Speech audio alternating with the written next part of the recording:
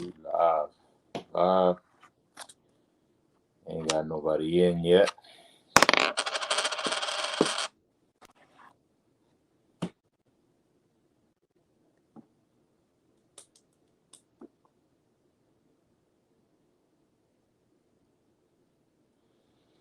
Yeah, come on in, y'all. We'll get started shortly as soon as brothers and sisters start to come in.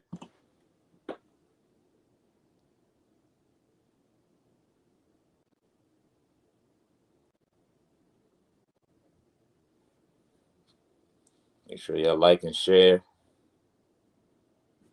Make sure y'all like and share. All right, shalom, everybody. Y'all come on in.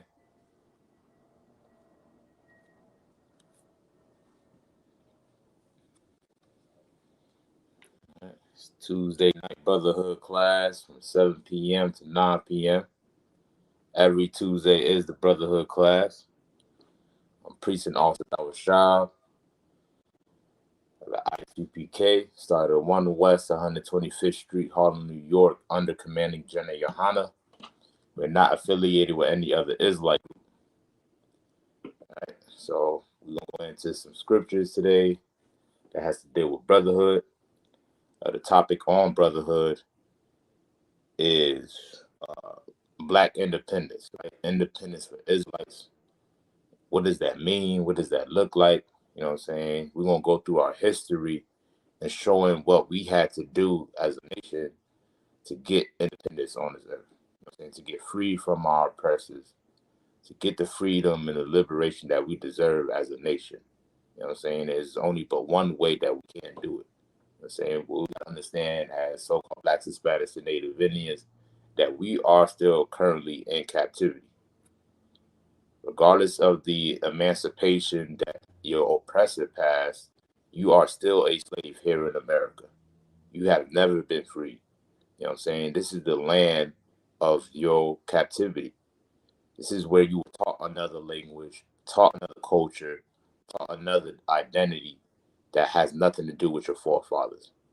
You know what I'm saying? And what we got to do as a nation is find out our culture, find out our language, our identity, what God we should serve. You know what I'm saying? And what should we do in order for us to be free from this oppression that we're in? You know what I'm saying? But the first thing is you got to understand there's nothing new under the sun. You know what I'm saying? This current oppression that we under right now, we've experienced something similar like this before in the past. You know what I'm saying? Our ancestors experienced something like this before in the past. All right, so that's what we're going to deal with in the scriptures. We're going to go through our history showing how do a Black man get liberated? How do a Hispanic man get liberated? You know what I'm saying? Native Indian. You know what I'm saying? I'm going to start out with Genesis 46:31.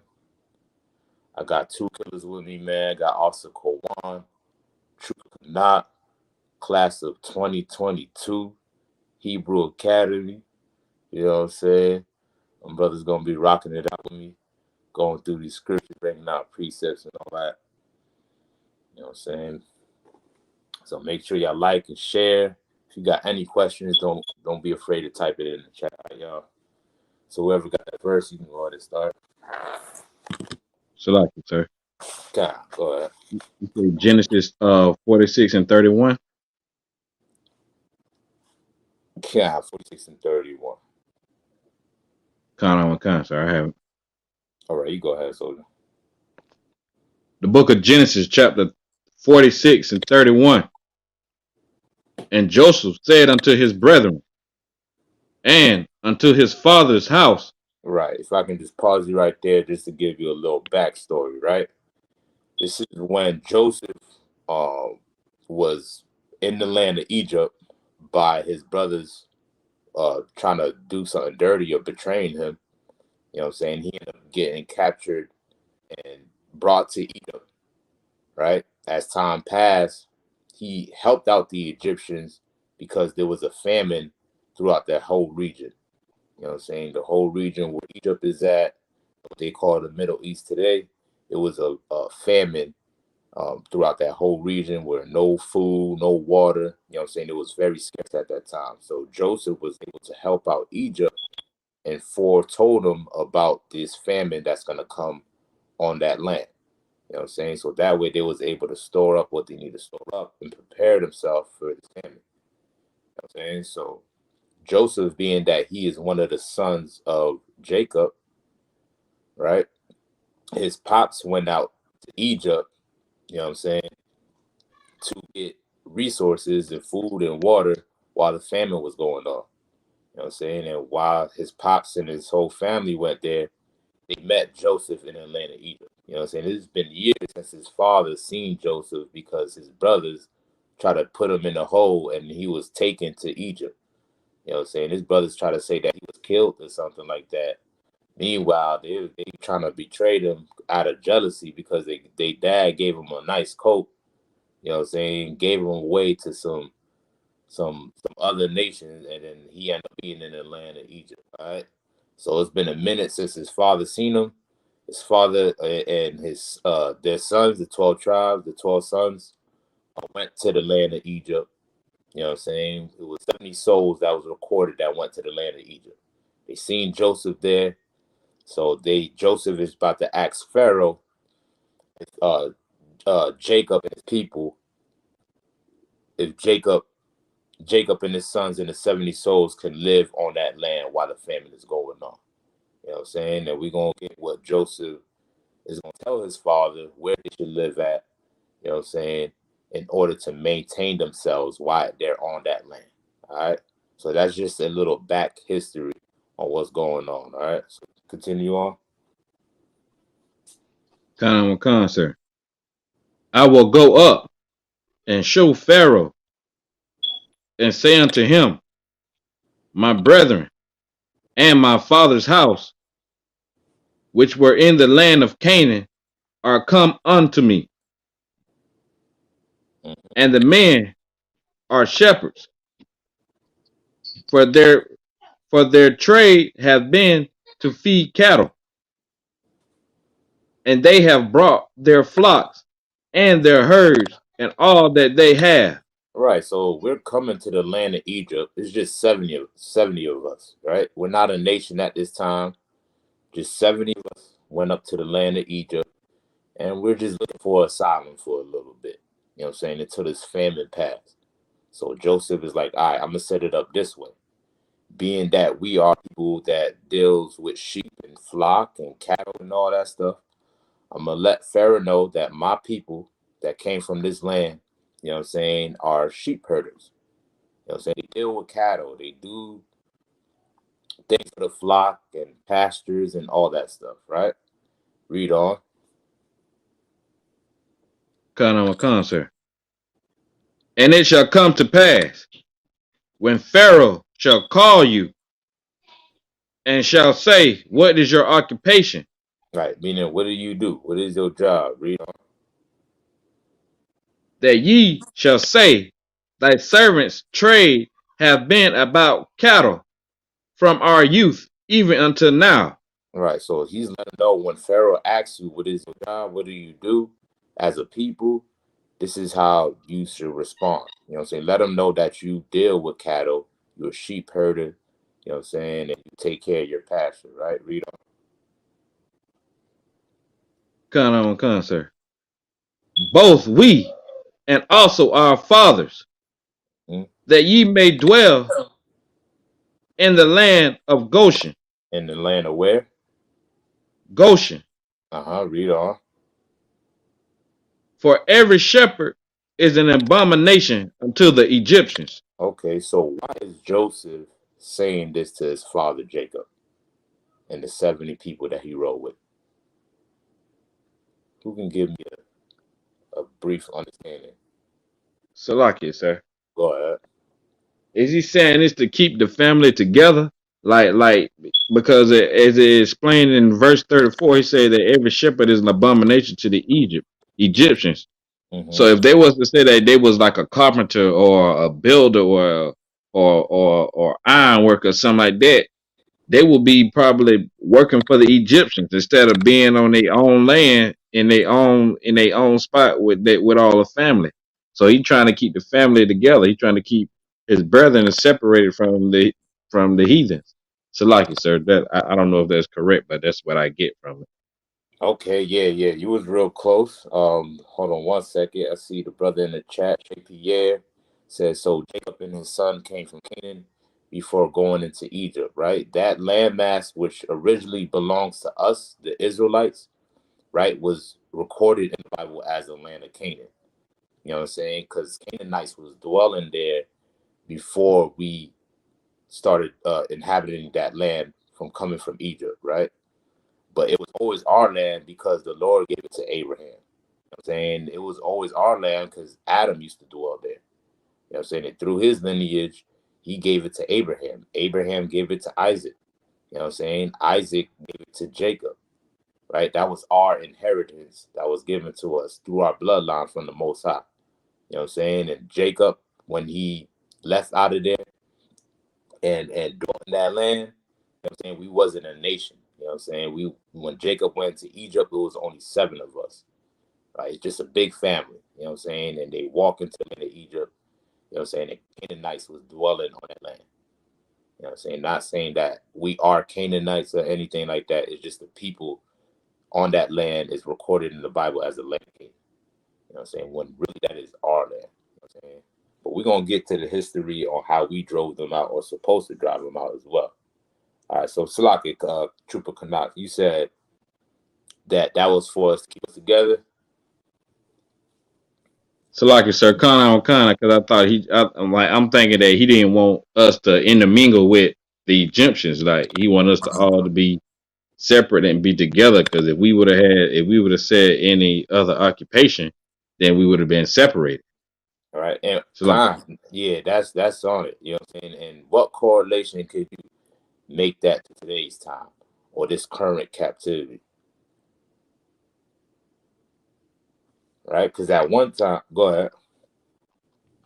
No, Salaki, sir. Go ahead. I want to finish hearing your question so I can try to answer. Nah, no sweat. I was just saying that one time when we came on this land, right? We wasn't intermingling with our oppressor, right? We wasn't trying to join him and be down with him. We kept to ourselves, like you said, you know what I'm saying, and only dealt amongst us, right? But there was one act, there was one event that took place that ruined that all. You know what I'm saying? And how could you, what would you Salaki, identify that as for today? Salaki, sir. Go ahead. Integration. Right. Integration, right? Like Trooper Canuck said, you know what I'm saying? The reason why Joseph is telling Jacob this is for us to remain segregated from the Egyptians, right? Well, we don't mingle among them, you know what I'm saying? And we don't adopt their cultures and adopt their beliefs and their gods. You know what I'm saying? He's telling us to stay separate from the Egyptians, right? By telling us that we are sheep herders and we deal with cattle, you know what I'm saying? That will make the Egyptians look at us as an abomination, like a disgusting or lower class, filthy people, to where they don't want to deal with us. They don't want to sit on a bus with us. They don't want to share their meals with us in a restaurant. They don't even want to drink from the same water fountain, right? If there was a water fountain. You know what I'm saying? Well, Joseph did not tell them, well, how about you integrate with the Egyptians so that way you can dwell peacefully on this land? You know what I'm saying? What he did is gave them a separate part called Goshen, you know what I'm saying?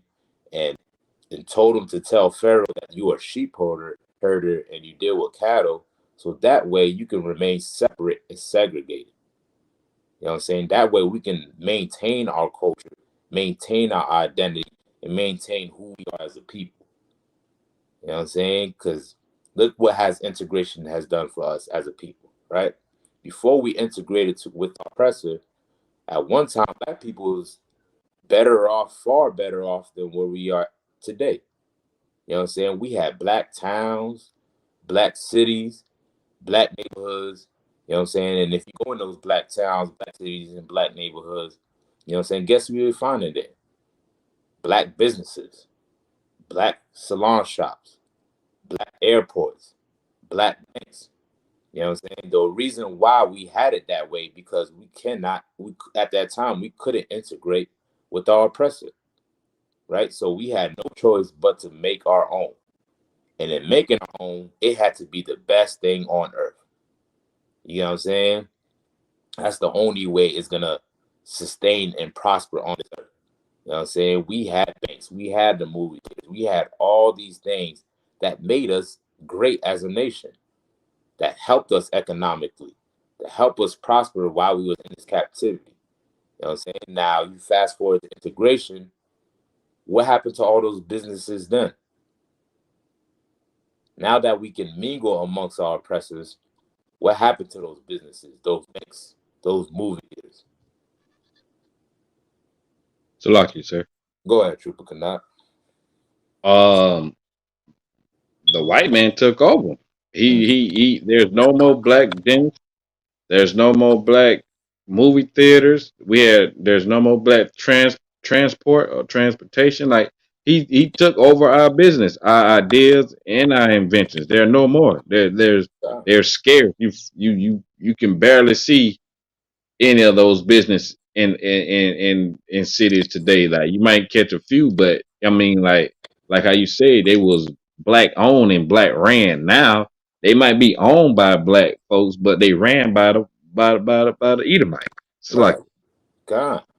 You know what I'm saying? We gave up on our own businesses. We gave up on being separate and only dealing with our own and spending with our own. In return, we started spending with them, with the people we wanted to be equal with, that we wanted to integrate with. In return, we started going to their businesses and their shops. You know what I'm saying? And common sense will tell you eventually our buildings and our businesses will shut down. Our banks will shut down if we're constantly spending somewhere else. If we're not dealing with amongst our own, eventually we're gonna lose all the money within our own community and pour it into a whole nother community. You know what I'm saying? And that's why you don't see businesses today. That's why you don't hear about a black bank. That's why you don't hear about us owning anything, is because we wanted to integrate with our oppressor. You know what I'm saying? And we think that's the way that we're gonna find any freedom or liberation on earth. You know what I'm saying? Or that's how we're gonna find any peace while we're in this captivity. You know what I'm saying? The Lord required of us to be a holy people, a separate people from everybody else. You know what I'm saying? And that's including the Egyptians. And listen, the Egyptians are dark skinned people too as well.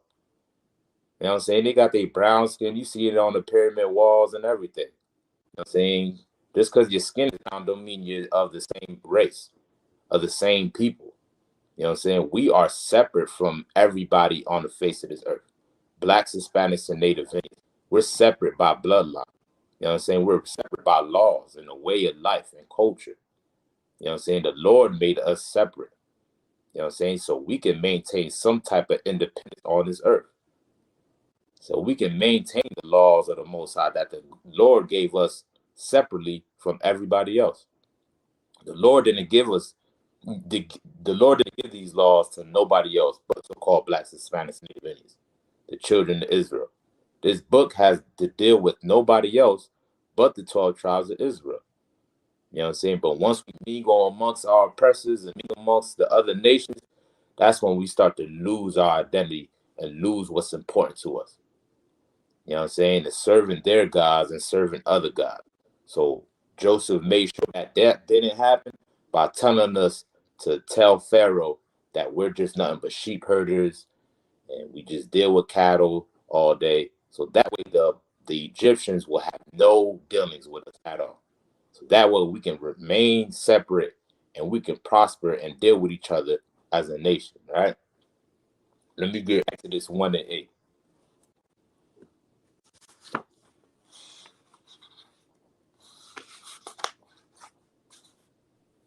What verse, sir? Let me get 1 and 8, Baba Kashah.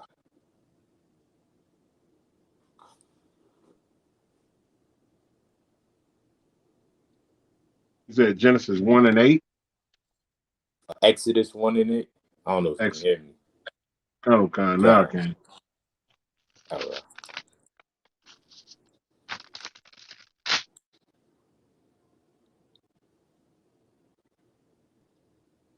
Salaki. Okay. Oh no. No, I let Salaki. I let Officer Kawan read it. I got it. You two all gonna get down, soldier. Kana one con the water, sir. Salaki, sir, I have it. All right, you go ahead and get it. The book of Exodus, chapter 1, verse 8. Start me at verse 6, Baba Kasha. Salah.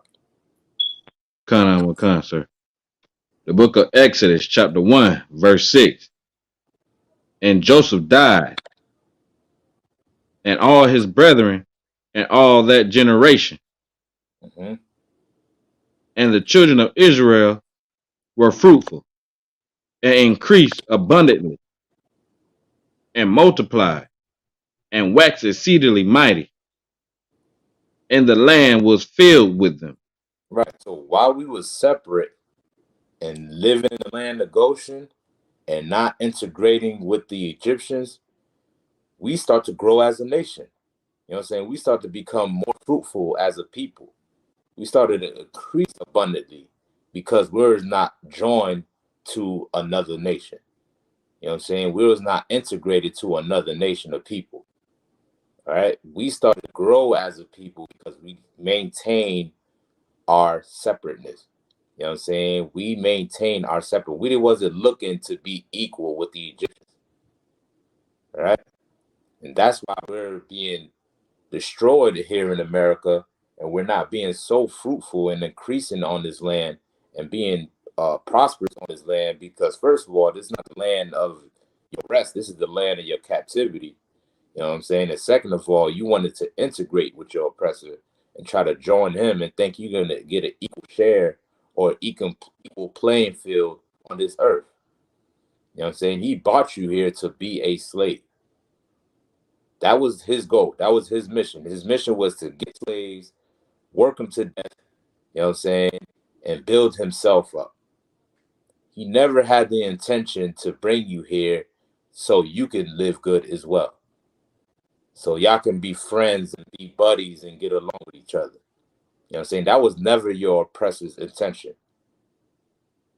And never has and it never will be. You know what I'm saying? And we need to realize that, right? If we're gonna get any type of freedom from or from our oppressors or get any justice from our oppressors, we got to realize that integration was a big mistake. Joining white people was a big mistake, man. It was a failed mission. You know what I'm saying? You went out, got hosed down, got beat in the head with a baton by the police officer, got dogs sicked on you, you know what I'm saying, and thinking that you will get equality and live good in America. Meanwhile, that did nothing but brought drugs in our community, destroyed our businesses, you know what I'm saying, got us even more destroyed with Christianity, you know what I'm saying, promoted, brought a lifestyle that was not familiar amongst us, like homosexuality, you know what I'm saying, gang banging, being violent, you know what I'm saying, towards each other. All that came from integration, man. You know what I'm saying? We are further destroyed as a people because of integration, right? Let's continue on.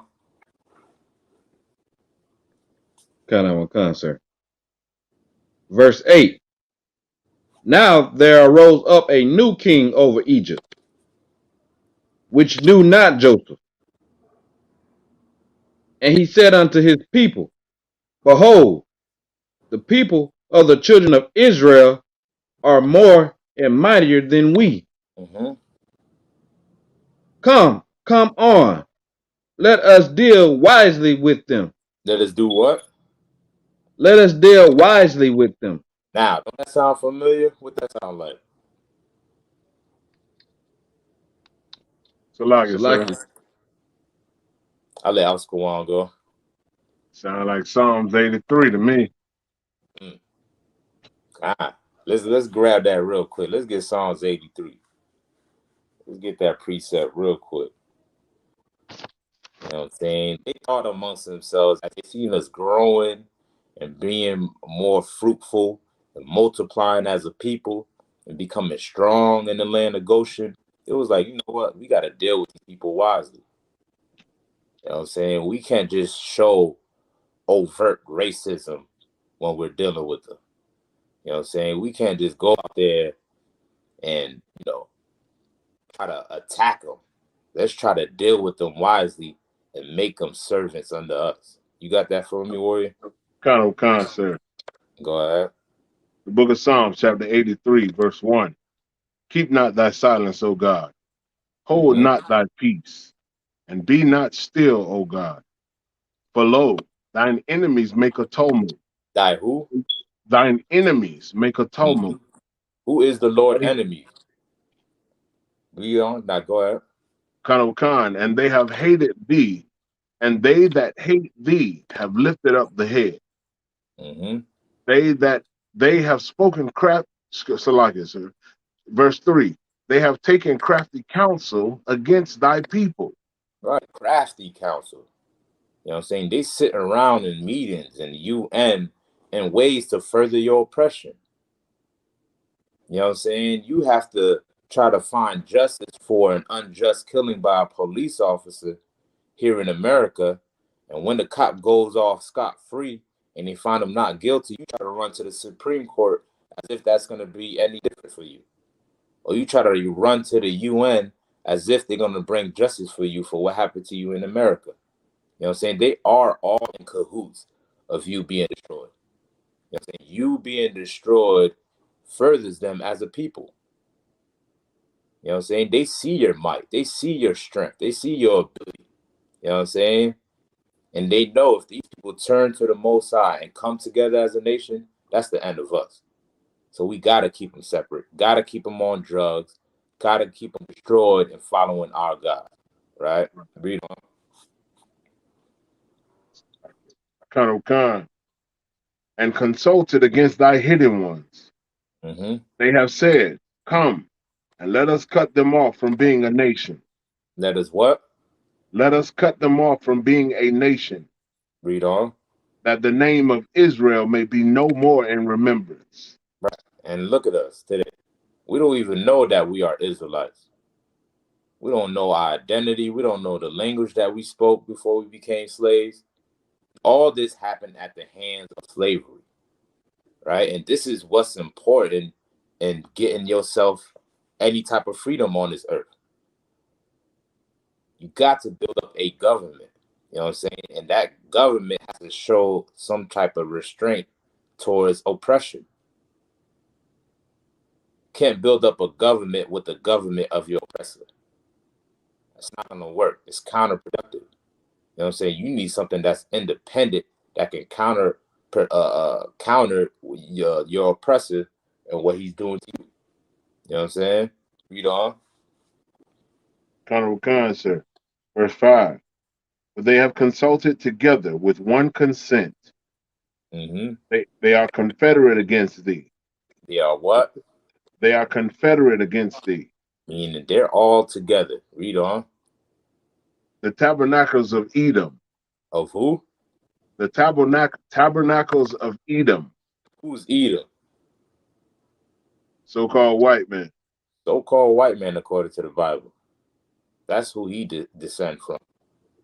You know what I'm saying? Alexander Greek, right? He descended from amputator the Idumean. The word Idumea in Greek means Edom. These are the Edomites, the so-called white men, right? Read on. And the Ishmaelites. Ishmaelites. Who is Ishmael? So-called Arab. So-called Arabs. You know what I'm saying? They was all in cahoots of making sure you was destroyed and went into captivity and lost your identity. You know what I'm saying? The Arabs got Ishmael written in the Quran. And that's the book that they follow and pattern themselves after. They know they descend from the man named Ishmael. That's their identity, the Ishmaelites. Read on. Khan. And of Salaka, of Moab, Moab, read on. and the Hagarenes. All right. You know what I'm saying? Your Moab is your Asian, your Chinese. Saying the Mongoloids. You know what I'm saying? They got stones, the Moabite stones and all type of artifacts that depict who the Moabites are. You know what I'm saying? That is your modern day Chinese man. They all was in cahoots of making sure you're destroyed. Right? You know? Gebal and Ammon and Amalek, the Philistines with the inhabitants of Tyre. Mm-hmm. Assur also is joined with them. Mm-hmm. They have hope in the children of Lot, Selah. Right. So that lets you know that they all was in cahoots. Like the transatlantic slave trade was a world effort. You know what I'm saying? This was not an independent mission or independent task, right? It wasn't only done by the American and the British. It was a world effort to make you a slave, to put you in bondage. You know what I'm saying? The Africans was in cahoots with them, the Arabs, the Jewish men, the Polish, the Portuguese, the French, the Spanish. Everybody participated in your destruction. And they made sure till this day that they deal with you wisely. They make sure till this day that that you don't ever get the thought to think in yourself that you're better than them, that you can be independent, that one day you can live in a country of your own and practicing your own laws and living in your own ways. They try to make you think that you have to be dependent on them to prosper on this earth. You know what I'm saying? You don't have to depend on a devil for nothing at all, man. Right. You know what I'm saying? You got a God that you can serve, and he can provide you with everything that you need on this earth. You know what I'm saying? But they have taken crafty counsel and dealt wisely with you. You know what I'm saying? So throw water for that precept. I don't know if you wanted to add anything too as well, Officer Kwan, on the precept. La, sir. I'll just jump back to Exodus real quick. Khan, sir. Verse 10. Mm-hmm. Come on, let us deal wisely with them, lest they multiply. And it come to pass that when there falleth out any war, Mm-hmm. they join also unto our enemies and fight against us, and so get them up out of the land. Right. So they knew that if they were to join their enemies, if Egypt ever went into war and the children would join their enemies, you know what I'm saying, they would lose that war. They see how mighty we was as a people. They see how strong we are as a people, right? You got to understand there is nothing new under the sun, right? Read on. Khan, sir. Therefore, they did set over them taskmasters Mm-hmm. to afflict them with their burdens. Right. What does that sound like? Slave masters, sir. God, slave masters. You know what I'm saying? Telling you, pick that cotton, boy. You know what I'm saying? Walking around with a whip. You know what I'm saying? You're not picking hard enough. Move faster. Move, go. That's the same thing that we dealt with here in America. Right? In modern times, you can equate that to who? Who's the one Salaki, that's sir. making sure that you're doing your duties? Go ahead. A supervisor. No different, man. You know what I'm saying? Your slave master became your supervisor. Right. Your slave master became your manager. You know what I'm saying? You are in bondage the same way you was in bondage in Egypt. The And same way Salaki, the Israelites was bonded in Egypt. Go ahead, Oscar. if I may, sir. Mm-hmm. Um, just like what the Pharaoh is telling his people, we need to get them on our side. So if there's a war that break out, they need to be with us. It's the same thing that the white man does to our brothers and sisters right now here in America and all over the world. Join our army and fight with us. You know why? Because we make their army stronger. I mean, if Ah, they knew that if we fought against them, if we joined together as a nation upon ourselves and fought against them, then they would lose. So that's why it's the same concept. When we read these scriptures, when we look at our history, there is nothing new under the sun. Like I've already said, there's nothing new under the sun. The same thing that happened then, it's a cycle. It's the same things that happen right now. God. You ever heard a black person say, "Man, I, if they get worked too hard, they feel like a Hebrew slave, Okay. working me like a Hebrew slave."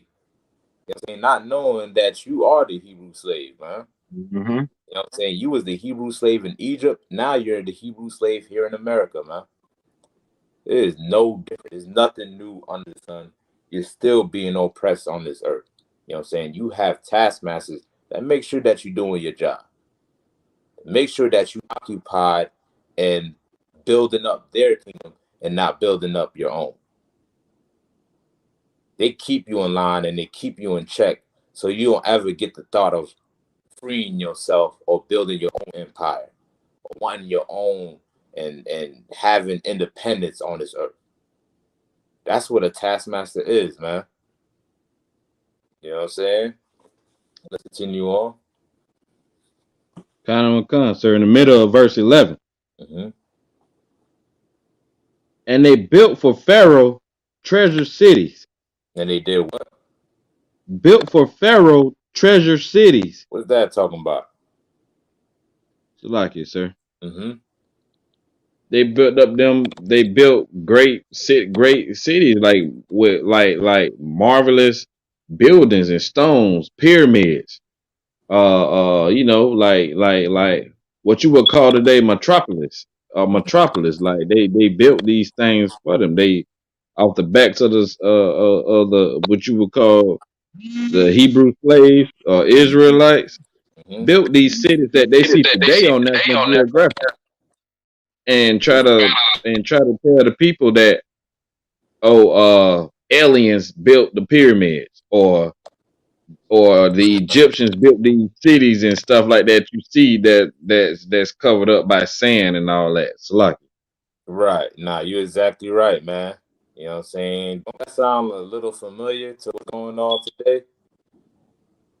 kind of one concert, they always got a explanation for it. Got to be something out of this world. If let like okay, so like you said, and I don't mean to be long winded, but the Negro has has built everything and it built up everything and is even in God, the world, I would say. God. Like, who built the infrastructure of America? We did. You know what I'm saying? Who's dealing with all the agriculture? We are. You know what I'm saying? When they need vegetables and fruits to eat in dinner, who's plucking those vegetables and fruits? Salaga, sir. Issachar. Right. You know what I'm saying? That's our people doing these things, man. And those fruits and vegetables don't go to our restaurants. They don't go to our supermarkets. They don't go to the mom and pop shop. You know what I'm saying? They get all the best nutrients of the earth in their neighborhoods. You know what I'm saying? Whole Foods and vegan shops. You know what I'm saying? And all types of stuff and organic stuff, you know what I'm saying, that they need so they can be healthy and good. You know what I'm saying? Because we're building up their cities, man. Physically as well. Their buildings, their infrastructure, their monuments. The White House was built by black slaves. Bet you don't never taught that in American history. You know what I'm saying? The reason why this land exists is because of blacks, Hispanics, and Native Indians. That's the only reason why America still exists. We make America run. Without us, this place will drop. You know what I'm saying? It will not function. Because guess what? You are the slaves of America the same way you were slaves in Egypt. It's the same story, right? Let's continue on. Like it, sir. Right. Salaga. So, Oh yeah, just to hit on what you saying, like when they so called freed the slaves, mhm. a lot of the slave masters killed the slave when they tried to walk off the plantation because they knew like their life was over with. That started a civil war. A lot of them slaves didn't get to walk off that plantation with their bags and their stuff and go elsewhere. A lot of them got hung. They Right. got killed, and a lot of them was scared to leave. So lucky. God, exactly right, man. You know what Salaga, I'm saying? sir. Go ahead, Alice, go on. If I may, a precept for Mhm. what you were saying as far as the like the vegetables, picking the fruits and cotton and things of the land. If I Oh, may. God. Yeah, let's get it, so. The book of Deuteronomy, chapter 28, verse 33. The Mm-hmm. fruit of thy land and all thy labors shall a nation which thou knowest not eat up, and thou shalt be only oppressed and crushed always. Mm. You know what I'm saying? That's the lifestyle of a black Hispanic and Native Indian man. If you ever want to know who are the children of Israel, you know what I'm saying? Look for the people that's destroyed on this earth. Right. Look for the people that's oppressed on this earth. You know what I'm saying? Look for the people that fit the curses in Deuteronomy 28, and you'll find out who the Israelites are. You know what I'm saying? Don't nobody fit these curses but us. This is what the Lord told us that will come to pass, that will happen to us if we did not follow him. And the only way we're going to get any type of liberation and the bulk of our revolution and find any independence if we serve the Most High. That's the only thing that worked for us in Egypt. That's the only thing that worked for us in Egypt. We didn't vote. There was no civil rights movement in Egypt. There was no protests and Black Lives Matter and Israelites Matter, Lives Matter and Hebrew Lives Matter. There was none of that going on. You know what I'm saying? We served the Most High, and the Most High killed them damn stinking Africans, man. That's how we got liberated. You know what I'm saying? And guess what? Fast forward today, we're still slaves. We need a result back to what our ancestors did to get free, right? There was anything you want to bring out on that precept you pulled? That was a good precept, boy. I'll go on. You got me on mute.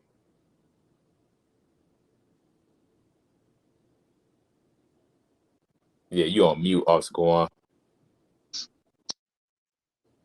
So like a throw water, sir. Now I was just gonna say that like I said, that the fruit of thy land and all of our labors Mm-hmm. is by our oppressors. All of the, like you said, the vineyards that we plant and that we take in the fruits and vegetables that we harvest and reap. We don't get to eat those things. We don't get to reap those things. We sow them into the ground, but we don't get to reap them. We have to labor and work and slave for our oppressor, for every other nation on this planet to eat it up, because we Right. are those cursed people. We are the Israelites, and we're dealing with the same type of behaviors, the same type of oppression that we dealt with under that Pharaoh. It is a Right. hard bondage. Our bondage is hard, Nah. and that lets us know and allows us to identify who we are in this book. But see, our people, Con. they don't want to hear that. They don't want to see that. But it's plain and simple, like Christ said, that the word shall be made plain unto a babe could understand it. So I mean, Right. it's real simple when you look at it in the facts of our behaviors and their behaviors, our oppression and their oppression. It is exactly the same. Mm-hmm. Con. Damn right, man. Damn right, boy. You know what I'm saying? It is exactly the same. You know what I'm saying? If you want to figure out how to get free, just look at your history. And your history is found in the Bible. Look in the Bible and you'll find out how to get free. You'll find out how to get justice, how to get liberated. You know what I'm saying? There's only but one way that can happen for us, man. All right? Everybody worries. So let's continue on with scripture. Let's pick up where we left off in Exodus. Sir. The ending of verse 11. And they built for Pharaoh treasure city, Mm-hmm. Pitom and Ramesses. Mm-hmm. But the more they afflicted them, the more they multiplied and grew, Mm-hmm. and they were grieved because of the children of Israel. Right. The more they try to destroy us, man, the more we multiply and grew as a people. You know what I'm saying? The more we fought against that by sticking with each other and growing as a nation, man. You know what I'm saying? Like these people are out here to seek to destroy you. They don't want to see you multiply as a nation. So they come up with so many ideas to make sure that you don't multiply on this earth. But all So of like them has fall short because the Lord is having mercy on us. Go ahead, Oscar. so like I said, if I may, Go ahead. what you're saying is so heavy because putting it in plain sense, modern day sense, and again, that's one of the things that us as a people we need to recognize in plain modern day sense. What also Thawashab and the scripture just said so heavy is that in our the more we were inflicted, the more we multiplied. So, like Officer Thawashab say, they have to come up with new ways in order to stop the multiplication of our people. And you know how they do it? Through Planned Parenthood. They do it through the over 250,000 abortions every year of blacks and Hispanics babies. They do it by the sterilization of over 2 million men, blacks and Hispanic men in houses. They do it through the food that they feed us that's high in estrogen for our men to be more feminine and more testosterone in the food for the women to be more masculine. Those things they are putting in place to stop us from multiplying because there's no other way to stop it. Through our affliction, yeah, we're gonna multiply. In affliction, yeah, we look for the affection of our woman and our men to make babies and to be able to grow because we are being afflicted on all sides. And these things are being done to us on a generation by generation by generation basis, man. And it's just that plain and simple. Salaga, sir. God damn right, soldier. You know what I'm saying? That was a heavy point, man. The Shah, also the Shah said through Christianity as well, right? You know what I'm saying? That was the main ingredient that they threw out there. You know what I'm saying? If all else failed, they know they can read out Christianity. You know what I'm saying? They're trying to make sure that we don't multiply by any means necessary, right? You got to understand, this is talking about you, black man, Hispanic man, Native Indian man. This is your history we're reading about right now. Your ancestors was once a slave on this earth. You know what I'm saying? And we came back into slavery by not serving the Most High. And everything that was practiced back then when your ancestors was a slave is the same thing that's being practiced today. Let me get Revelations 11 and 8 real quick. We're going to prove it in the Bible that this place is no different from ancient Egypt. You know what I'm saying? They're practicing the same thing that the Egyptians practiced, right? And you got Salakia. people running around talking about they're Egyptian. You know what I'm saying? Negro, you is not Egyptian, man. Ain't nothing Egyptian about you. You know what I'm saying? You see the gold, you see you see Pharaoh had the mummies and the gold on the mummies and the gold on the cats and the pyramids. You think that was you. You know what I'm saying? Nigga, you was the slave that was making them rich to have that gold. You was the God. slave that was building that pyramid. That was you. You know what I'm saying? Salaga, The sir. If I may. underdog. Go ahead. And you know what that bring my memory to? To the sister Mhm. downtown that called us sheep herders, goat herders. She's in the mentality that you was over us or you was a taskmaster. Nigga, you was a sheep herder, a goat herder. Right. You was in there making bread from grain. Nigga, you was you was those Negroes, just like us. I God. just that just came to memory because I remember her calling us, oh, so y'all were Right. sheep herders, y'all were goat herders. Yeah, Right. like you ain't a sheep herder right now. You working in a restaurant.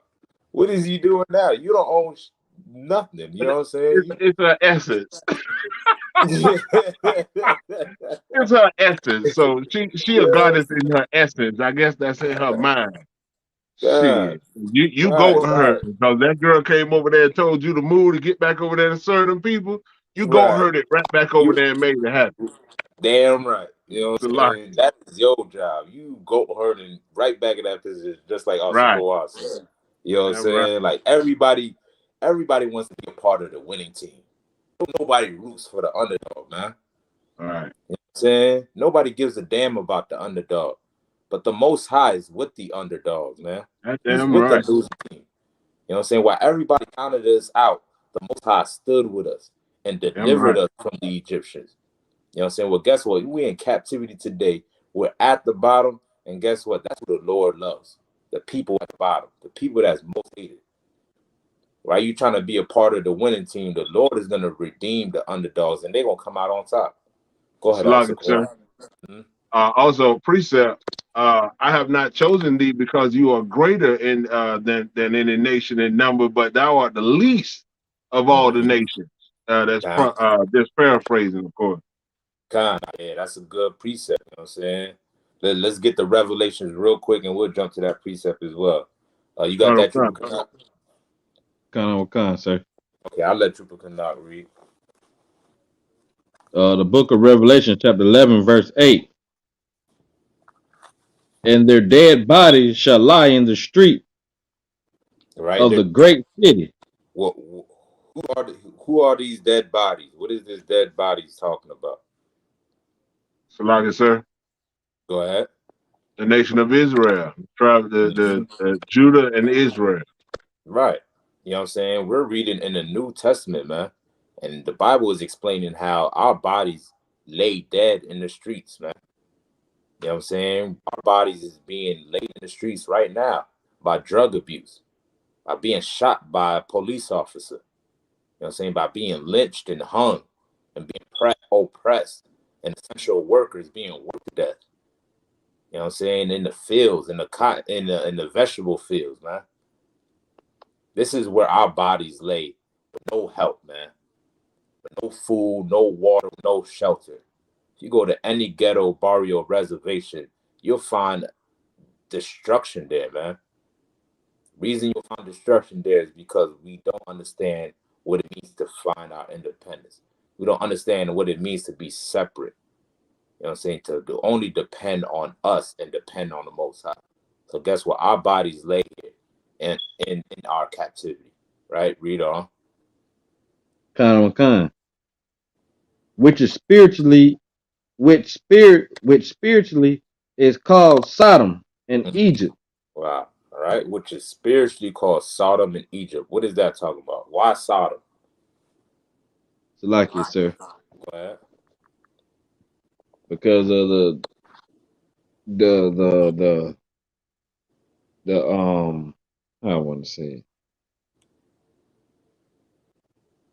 But Salakia, sir, because the mission that they got going on, right, how they Come on. emasculating the men, Say the place how they site. Go ahead. Go um, ahead. Let them know. Let because them. What's all of going on because out here, all of man? because all of the GYBO, whatever that shit is going on. I don't know God. what I call them the alphabet people. They got too God. many damn letters. Man, right. God. And because of the captivity that Israel is in, Mm-hmm. it's happening at the same time. They Right. pushing that gay agenda on us, and we still in captivity over Right. our 500 years. Damn right. God. Damn right. That great city is talking about America, man. You know what I'm Mm, saying? And America practices the ways of Sodom and they practice the ways of Egypt. right. And just like Knox said, man, they pushing that LGBTQIBQ community on us, man. It's all over the TV. The cartoons is doing it now, where little kids is watching. They're trying to push this and promote it onto little kids. They got your kids thinking that they were born this way as a child. When a child don't even understand what sex is when they're a kid. You know Yeah. what I'm saying? Because this is modern day Sodom. You know what I'm saying? And it's also modern day Egypt spiritually. Because they oppress blacks, Hispanics, and Native Indians. They just flew in. How many Afghanistan people, Arabs, they flew in? I think about 200,000, something like that. The generals brought up. You know what I'm Colonel saying? Khan. Go ahead. No, I was saying Colonel Khan. Okay, Khan. They flew them in from Afghanistan because Al Qaeda was back on the rise. You know what I'm saying? The Taliban was one of them terrorist ass groups, you know what I'm saying, was back on the rise.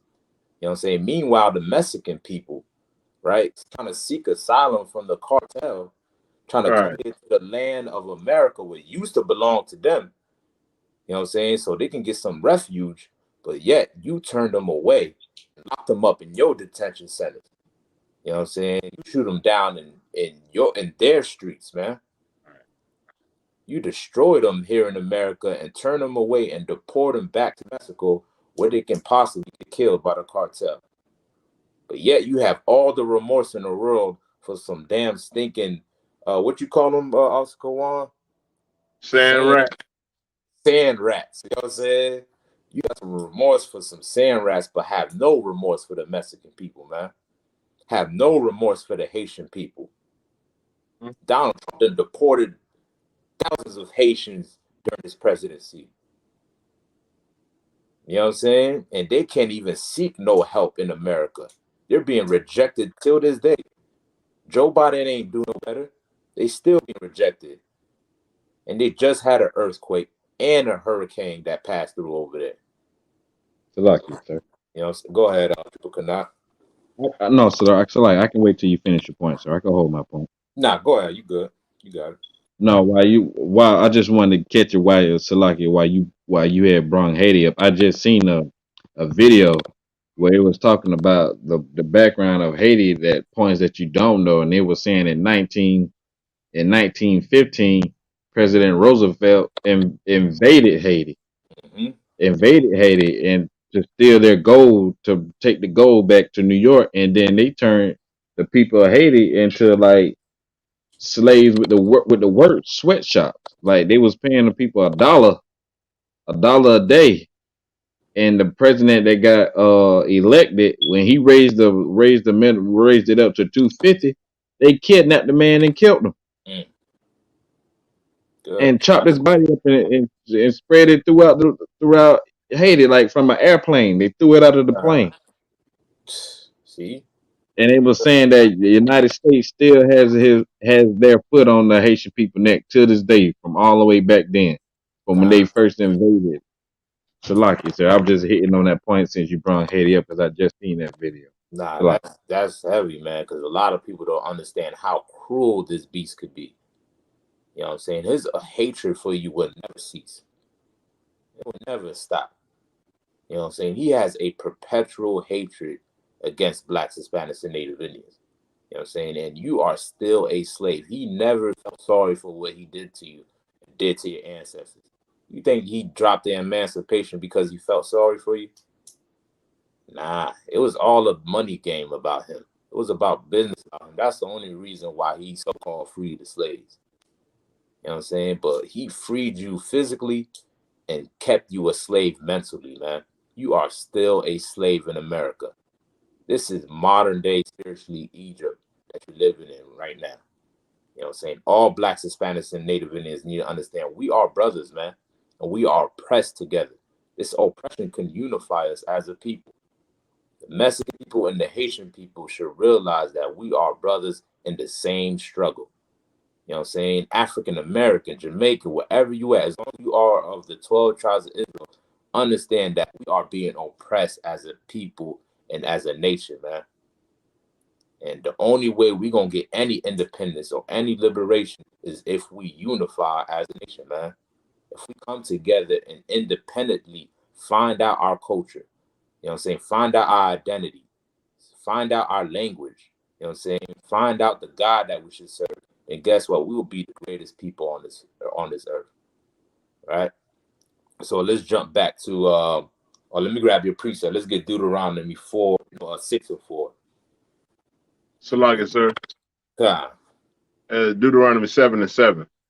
Oh, 7 and 7? All right. Son of God. All right, go ahead. Go ahead. You can go ahead and read. But I can read 6 and 4 too if you want me to, sir. Nah. Let's get to 7 and 7, the one you quoted. Turn out one con, sir.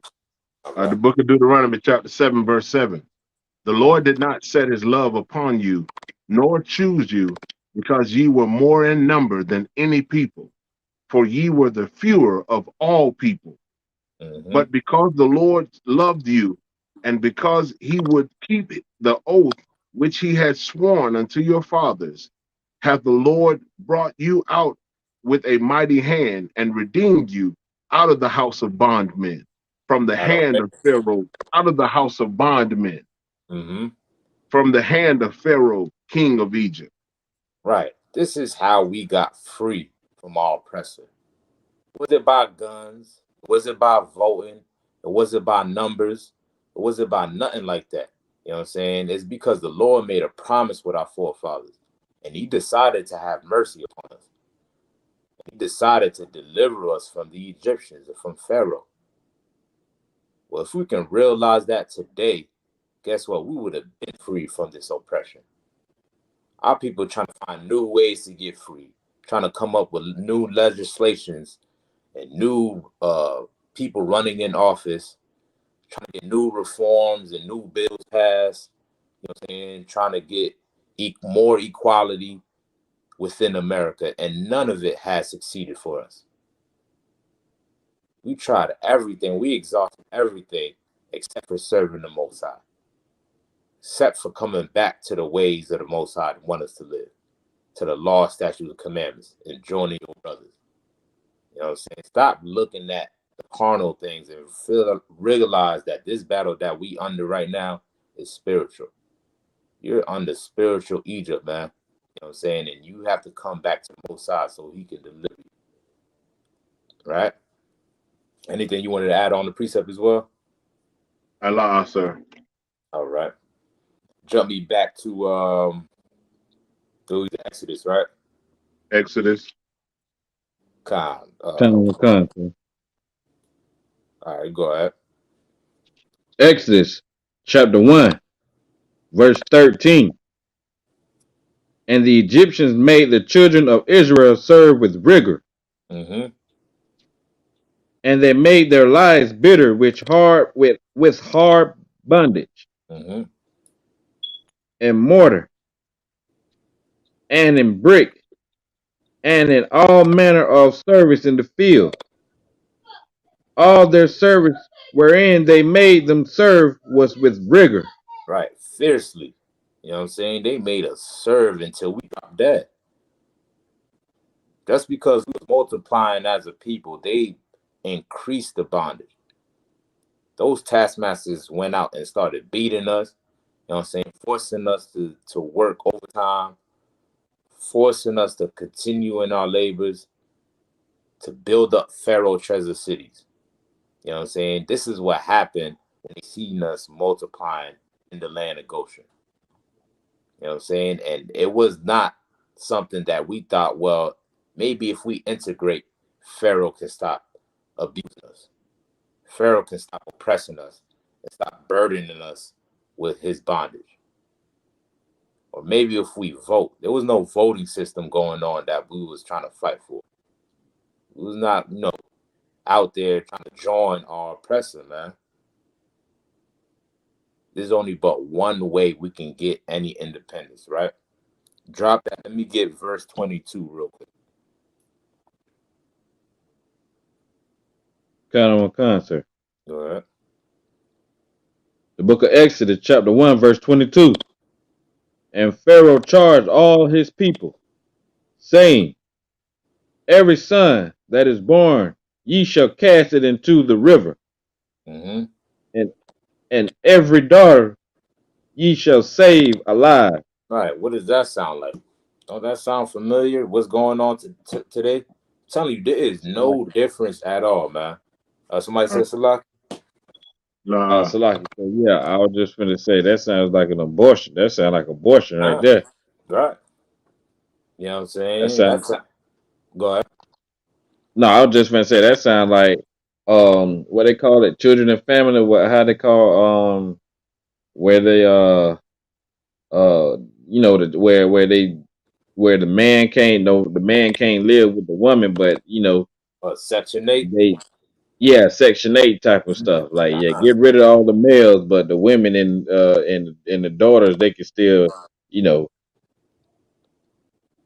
Right. You know what I'm saying? That's exactly what we're dealing with today here in America, man. You know what I'm saying? Through their abortion clinics, through CPS, through Section 8, through mass incarceration, they're trying to make sure that there is no father figure in the household. You know what I'm saying? Feeding our children to alligators. Also, Rise said, you know what I'm saying? Feeding our children. They literally took a baby, a black child, you know what I'm saying, and used that child as alligator bait. Just imagine that baby crying and screaming, not knowing what's going on, you know what I'm saying, as a baby, just to be thrown in a lake. as alligator bait, man. You know what I'm saying? Your oppressor was cruel, and he's still cruel unto you. He was ripping up the bellies of the woman that was pregnant, that couldn't produce enough cotton or wasn't moving fast enough on the field. You know what I'm saying? To take out that baby and slam it on the ground. You know what I'm saying? They used to tie the slaves, the male slaves on two horses. You know what I'm saying? Tie him from the hands to his feet. You know what I'm saying? To have the horses run opposite directions and rip that brother apart. You know what I'm saying? This was what's going on here in America. It's part of American history. So you got to realize there is nothing new under the sun. You are those Like, Hebrew slaves that we're reading about right now in Exodus. Go ahead. nah, sir, I was just gonna say, like, you gotta be a foul beast to sit there and watch that. Like, Right. what type of person would sit there and watch a man be torn between two horses? And it don't happen immediately. Like when they run the opposite way, that don't happen immediately. They gotta keep whipping them horses to keep going so whatever they want to accomplish can happen. How can you sit there and watch that and feel no remorse? Man. You know what I'm saying? That pain and that anguish that comes with that, like you said, it don't happen instantly. You know what I'm saying? You have to just be tied up there and dealing with all that pain before you actually get ripped apart. Salagi, sir. God, go ahead. Not only were they tied to two separate horses, and the horses were beat for them to be ripped apart. They were tarred. They were poured hot tar on them, hot Mm, liquid tar. Imagine that, hot liquid tar, and then throw feathers on them, and then beat the horses until they ripped the man apart. They used the and it's in the book. Um, I believe it's the Willie Lynch letter. It's in the okay. Willie Lynch letter. You can go and read it. How they tarred, feathered, and ripped the man apart. They beat the horses until they ripped them apart. And he was the biggest man in the group. He was the Mm, boldest or the strongest man, black man or Negro in the group or in the field. They used him as an example, so that wow. all the other Negroes would know not to do what it is that he did. And it's a Good wicked God. ass beast to do something like that, just like the troop said. God. You know what I'm saying? And you want to integrate with that? You sure you want to integrate with that, black man? You want to join that and love that? Those people that was ripped apart never found justice for what happened to them. Those mothers whose babies was used as alligator bait never found justice for what happened to them. They just had to sit there and cry and pick more cotton. They couldn't do nothing about it, man. But yet your pastor is telling you that you gotta love them, that you gotta join them. Meanwhile, when the Jewish man was getting thrown in gas chambers during the Holocaust, you know what I'm saying? Nobody told the Jewish man that he gotta love the Nazi soldiers that was killing him. Everybody's sympathetic and understanding of how a Jewish man can get his own country and be separate from the Germans. But once a black man wants to be separate, you know what I'm saying, you're being told that that is a hate group. That is black supremacy. You know what I'm saying? These other nations understand justice for themselves. Black man, Hispanic man, Native Indian man, you got to understand justice for yourself, man. You have to separate from your oppressor and from those that hate you. The Jewish man don't even drive German vehicles to this day. You will never catch a Jewish man driving a Mercedes Benz, driving a Volkswagen, driving a BMW. You know what I'm saying? Because they are at odds, you know what I'm saying, with their manufacturing because what happened to their ancestors? They try to boycott it in their own country, and yet, listen, they still got their own country to this day. Got their own government, their own military, and all of that, man. And you ain't never heard about no German or no Jewish civil rights bill. Not once. You know what I'm saying? But black people are being taught a lie that they have to integrate in order to prosper on it. You know You know what I'm saying? Our independence is found right here in these scriptures. What we're reading about right now is how we're going to find independence on this earth. All right. Let's continue on where we left off at. A matter of fact, drop, you finished verse 22, right? Con out one con, sir. All right, so let me get chapter 2, verse 11.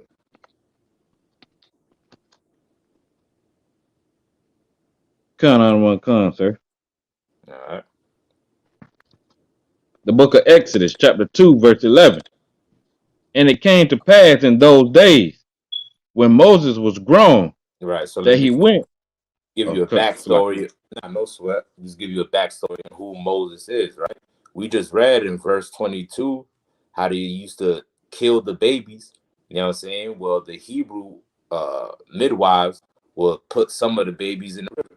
You know what I'm saying? And one of the babies was a man from the tribe of Levi named Moses, right? He was in that river and he was found by the daughter of Pharaoh.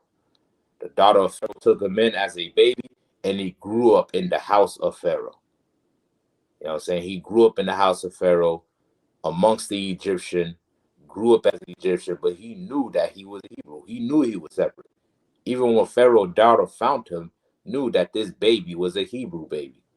You know what I'm saying? We look different from an African. You know what I'm saying? She knew that this is not no fly eating, bone in his nose looking African. You know what I'm saying? When she seen that Hebrew baby. You know what I'm saying? Well, this baby grew to be Moses. Now Moses living amongst Pharaoh. You know what I'm saying? Wanted to see what was going on with the Hebrews. Wanted to see what was going on with his people. All right, let's continue on. con out one con, sir. That he went out unto his brethren and looked on their burdens, and he spied an Egyptian smitting in Hebrew. Right. So he wanted to see what was going on with his brothers. He left Pharaoh's house. He left the luxury of being under Pharaoh and living in Pharaoh's house. Think about it. Egypt was the richest country at that time. It had everything from the gold to the wealth, everything that you need was in Egypt. You know what I'm saying? And Moses was surrounded by that, being that he was found by Pharaoh's daughter, raised in Pharaoh's house. You know what I'm saying? But he did not put that above his brothers. Let me get Hebrews 11:24 real quick. I'm gonna give you the spirit of Moses and what he did. Colonel Khan, sir. Get Hebrews 11 and 24. One, Oh, sure. Colonel Khan, sir. All right. The book of Hebrews, chapter 11, verse 24. By faith, Moses, when he was come to years, refused to be called the son of Pharaoh's daughter. Right. You know what I'm saying? Think about it. He was raised in Pharaoh's house. So Moses was wealthy. He was rich. But he seen the affliction of his brothers and his sisters, and he refused to be related with Pharaoh, to have anything to do with Pharaoh, man. Read on. Colonel Khan, 25. Choosing rather to suffer affliction with the people of God To than do to what? enjoy the pleasures of sin for a season. What did Moses want to do? Choosing rather to suffer affliction with the people Mm-hmm. of God than Read to on. enjoy the pleasures of sin for a season. Right, man. He did not put the wealth of Pharaoh and all the luxuries of living in Pharaoh's house above his own people, man. Guess what? If you want any type of independence, you're going to have to reject all the good things that your oppressor may have had for you, man. You have to reject his luxury and his way of living in order for your people to be liberated, man. You have to exhaust all your resources and put everything in your own nation, regardless of what this oppressor is giving you, regardless of what this oppressor got for you, man. None of it is gonna last. Right. is not going to last. And Moses knew that. He didn't want to suffer sin just for a season. He didn't want to grow up to be a filthy African or Egyptian, or living like a filthy African and Egyptian just for a period of time. So you know what he did? He went and joined his brothers and went down there in the ghettos to Goshen to see how they was living. Right? Let's go back to Exodus real quick. Salaki, sir, what precept that was? Hebrews what? 11 and 24. No, no, 24 and come. 25. All right. We back at Exodus chapter 2. Verse 11. Come. In the end of verse 11. One of his brethren, verse 12. And Read he that looked. part. If you can read that part where he said, and he looked on their burdens. Oh, come, sir. Exodus chapter 2 in the middle of verse 11. And he went out unto his brethren and looked on their burdens.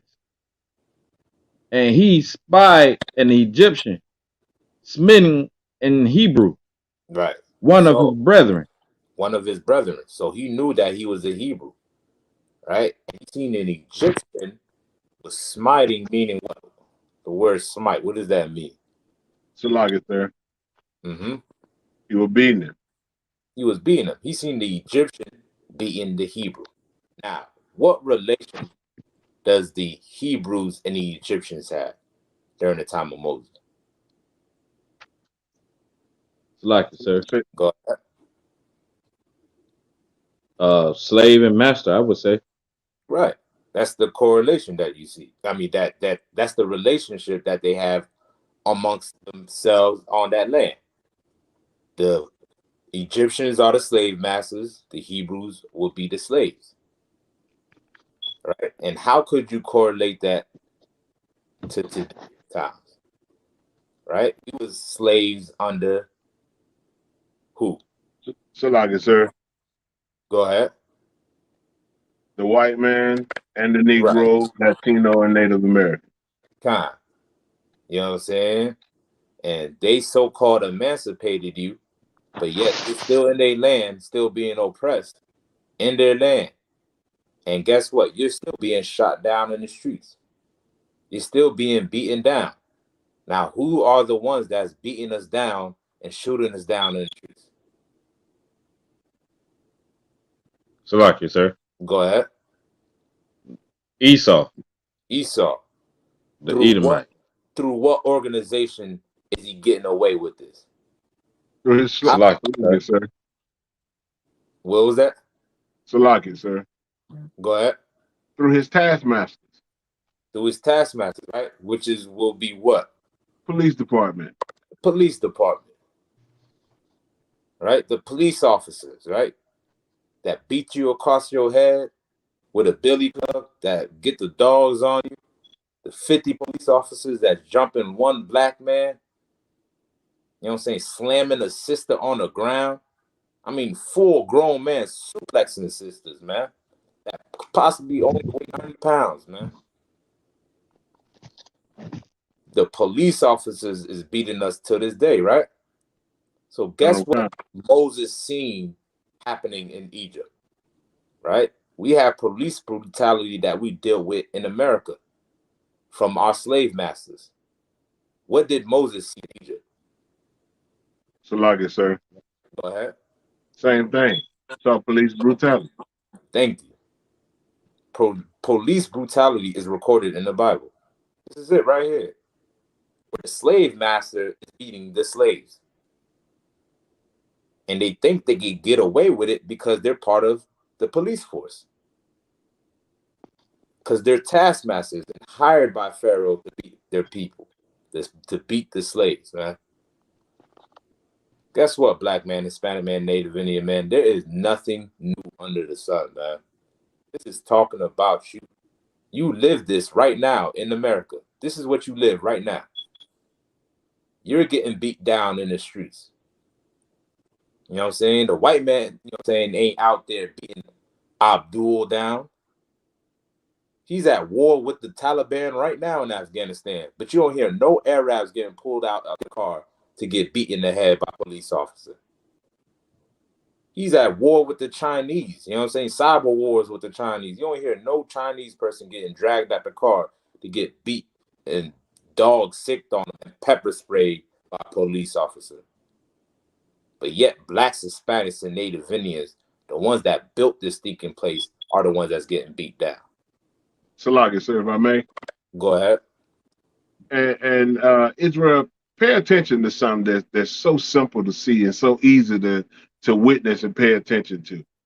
Everyone that the United States has been at odds with, the president goes to sit with those their leaders. With Russia, when there was an issue with Russia, the president went to sit with Putin. When there was an issue with Korea, the president went to sit with Kim Jong-un. When there was an issue with Iran and Saudi Arabia, the president went to sit with their leaders. When there's an issue with any country or any other nation outside of the Negroes, Hispanics, and Native Americans, the oppressor will go and sit to make good with them. But with us, whenever we have done something, or whenever we have been wronged, or whenever there is a conflict, as it has always been with us, they never seek to justify what they do to us, but they will always seek to justify what they do to the other nations.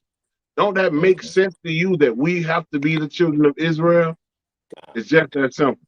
Damn right, man. You know what I'm saying? Nobody comes to your defense. When you getting beat down and shot in the streets, ain't nobody pleading for your cause, man. Right. Your leaders only out there just to get rich. They know that there's money involved because it's a national level now. You know what I'm saying? That people are seeing it all across this whole nation. And he knows that it's time for him to get paid now. That's the only reason why. You know what I'm saying? Meanwhile, when you get beat down, when you get shot down in the streets, you get no justice for it, man. Those police officers get off not guilty, man. You know why? Because those are your slave masters. And you are still a slave. You are the Israelites of this Bible. And this is how you're going to get your independence. By serving the Most High. By realizing that this book is only talking about you. This book only deals with blacks, Hispanics, and Native Indians. That's the only way you're going to get free, right? Let's continue on. Unless y'all brothers have anything else to add. Nah, sir. All right, you continue on. Come, sir. Verse 12. Mm-hmm. And he looked this way and that way. All right, he looked both ways. Go ahead. Come.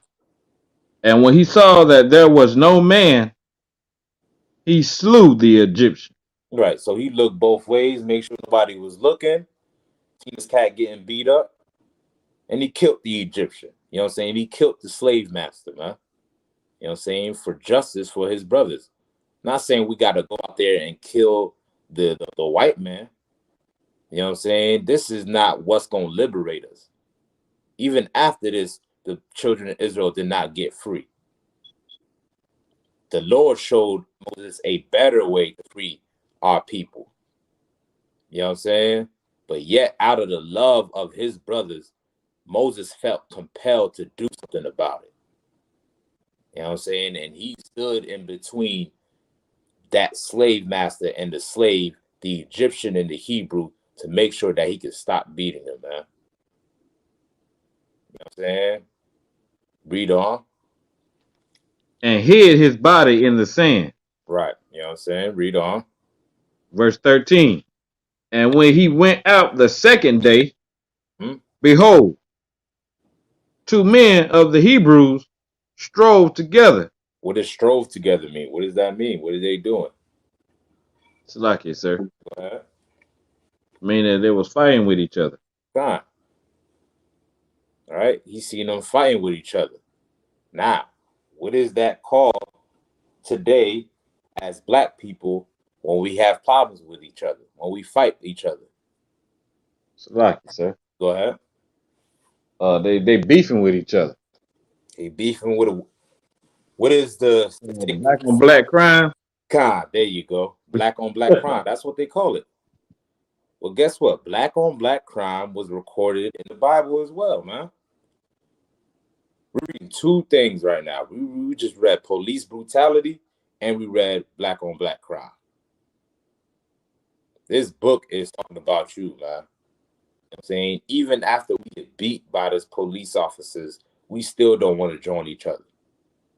We still don't want to come together. You know what I'm saying? The problem is our mind is still wanting to love our oppressor. Our spirit is still want to love our oppressor, man. You know what I'm saying? Continue on. Khan, sir. And he said to him that did the wrong, wherefore smitest thou Salaka, thou fellow? Con, that fellow, right? He's asking him like, Thou why thy why friend. y'all beefing? What's going on? Can't y'all see y'all the slaves? Don't you see the Egyptians is the problem? You know what I'm saying? He's asking them, why y'all fighting amongst each other, man? Right? Read on. Khan, sir, verse 14. And he said, who made thee a prince and a judge over us? Intendest thou to kill me as thou killedest the Egyptian? Right. They don't even see that they're brothers, man. Like that was their response to Moses, that they don't even see each other as brothers. This is just another cat. That's the same way I'm fighting. You killed that Egyptian, man. But you gonna kill us like you killed that Egyptian? Moses is trying to help them out. He's That's a trying lot, to. man. They don't fight each other. Go ahead, Oscar. Go on. It's the same type of nonsense that we see amongst each other today. Like Mm-hmm. niggas, you just saw or you've been told that this man defended one of your own. He defended one of your people, one of your brothers. Even if you don't see him as your brother, that nigga killed the Egyptian because the Egyptian was brutally beating your brother. Your brother. He killed that Egyptian on behalf of your brother, but you want to throw it up in his face because he's correcting you. Because he's trying to fix what you're doing that's wrong. You got to look at that brother with an evil eye, as it say the curses in Deuteronomy. God. You know what I'm saying? Like out of all the things our oppressor did unto us, man, we still out here thinking that we are each other's enemies. It was not no black man hung you from a tree. It was no black man whooping your back, raping your daughter, feeding your babies to alligators. It was not a black man that put you on ships and sailed you across the Atlantic. All this was done by your oppressor, man. Yet we still want to hold a grudge against each other. We still want to have hatred towards each other, man. Because the problem is you think you're an Egyptian. You think you're an American. So when an American get killed, you know what I'm saying, you thinking that includes you. That was a loss as well for you. You know what I'm saying? Well, the problem is we got to realize that we are a separate people. We are different from our oppressors. And Moses is trying to convey that to them right now. You know what I'm saying? So damn right, Oscar Kwan. Let's continue on with the scripture.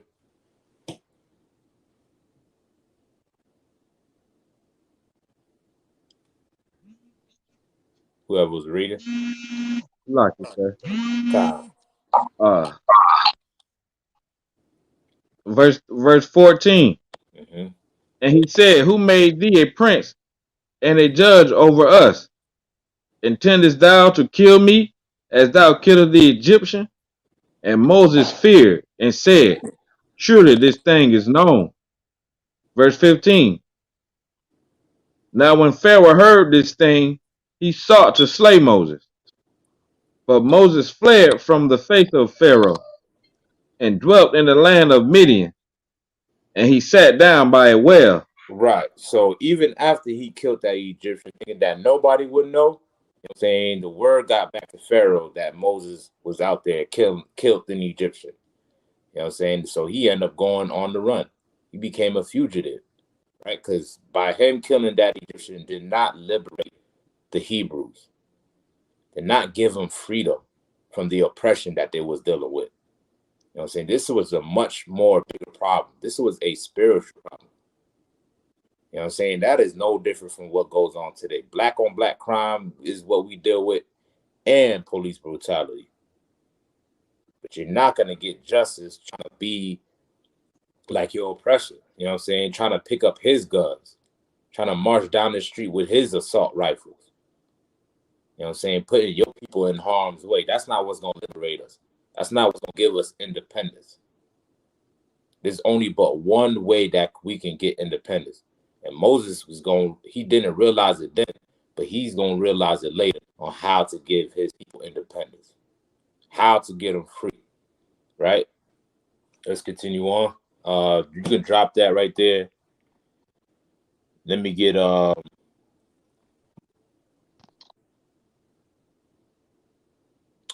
verse 23, Baba Kashah.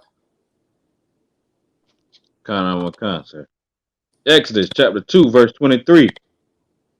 And it came to pass in process of time that the king of Egypt died, and the children of Israel sought by reason of the bondage, and they cried, and they cried, And they and did their what? cry came up, and they cried, Mm-hmm. and their cry came up unto God by reason of the bondage. Right. You know what I'm saying? While they was being oppressed and being beaten down by the Egyptians, being forced to work and be overworked, man, they didn't turn to civil rights. They didn't turn to integration. We as a people, we didn't turn to trying to be joined to the Egyptians. We turned to the Most High Power. You know what I'm saying? We didn't turn to guns and nothing like that. We turned to the Most High. This is what we understood, that the only thing that was going to liberate us, man, was the Most High Power. Right? Read on.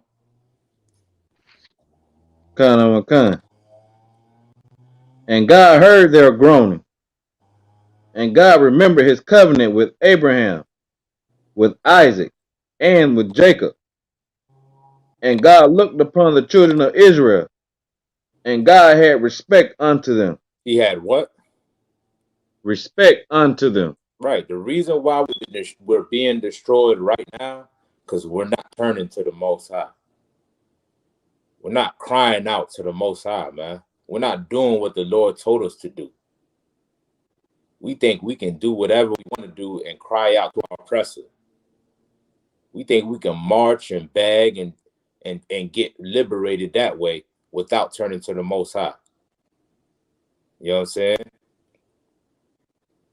It's Officer Rod said they didn't go out and march and ask for civil rights. Damn right. They didn't go out and do that, man. They didn't go out there and ask for civil rights, man. We turned to the Most High, and the Most High had respect on us.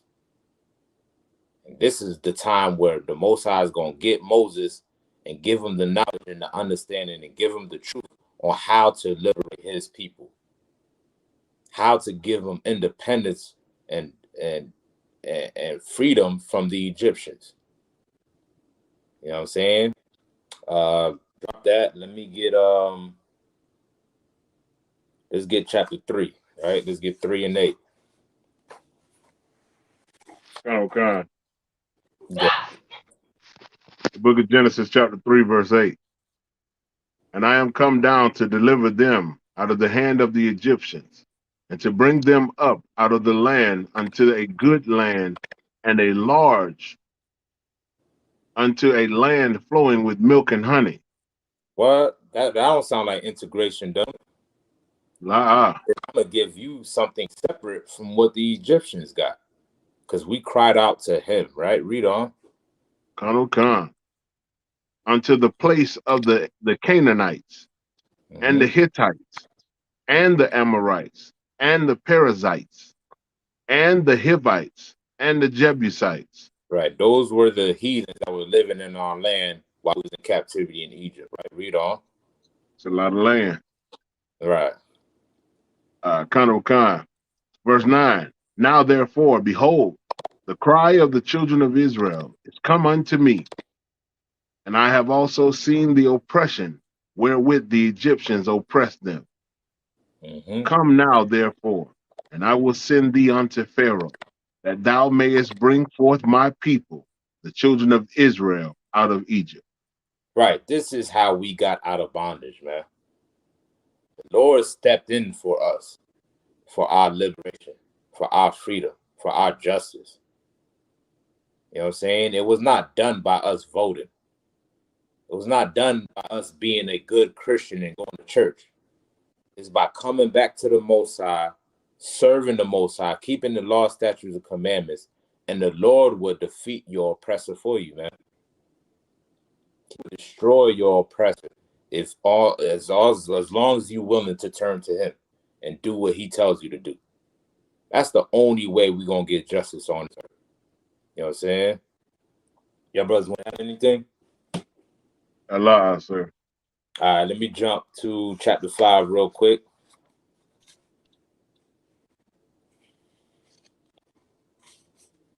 Start me at verse 1. Colonel Khan. Read on. The book of Exodus, chapter 5, verse 1.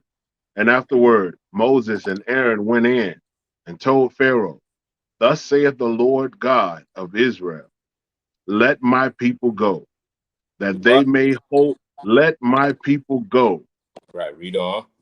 that they may hold a feast unto me in the wilderness.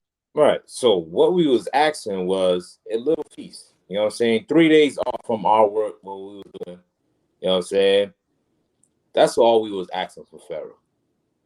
Right? And you look at us today in our oppression, man. You know what I'm saying? The white man is greedy, you know what I'm saying, and a beast by nature, man. And a monster by nature. And black people can't even get proper health care in this place. You know what I'm saying? Without begging and pleading for their life to the white man. You know what I'm saying?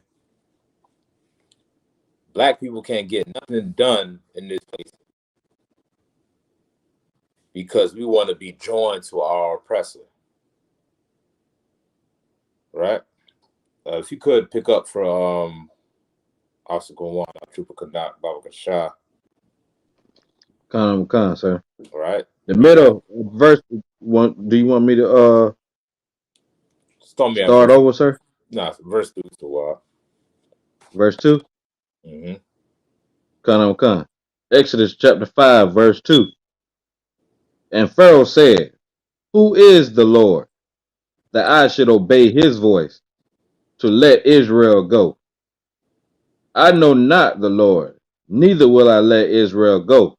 Right, that boy sounding real bold, right? Read on. Khan. Verse 3. And they said, The God of the Hebrews have met with us. Let us go, we pray thee, 3 days' journey into the desert, and sacrifice unto the Lord our God, lest he fall upon us with pestilence or with the sword. Mm-hmm. And the king of Egypt said unto them, Wherefore do ye, Moses and Aaron, let the people from their works get you unto your burdens? Right. They don't even want to give you 3 days off. You know what I'm saying? And that's how you living today here in America. You can't even get your vacation hours, man. You can't even get a day off. Got brothers and sisters missing high holy days because their oppressor refuse to let them off. You know what I'm saying? They don't even give you a little ounce of ease. Not even an ounce, a little bit of wiggle room at all. Because you are still slaves in America, right? Trooper Yawasap said, Khan, our people just begging for the slave master to treat them better, right? You know what I'm saying? We begging and pleading with this damn beast. You know what I'm saying? And we ask for the minimum. We ask what's basic amongst every nation on this earth. You know what I'm saying? Every nation, of course, every creature on this earth wanted to be treated civilly. You know what I'm saying? Every nation on this earth wanted to have basic rights. One second, yeah. It's something that's common amongst every nation. You don't see the civil rights movement of the Chinese people.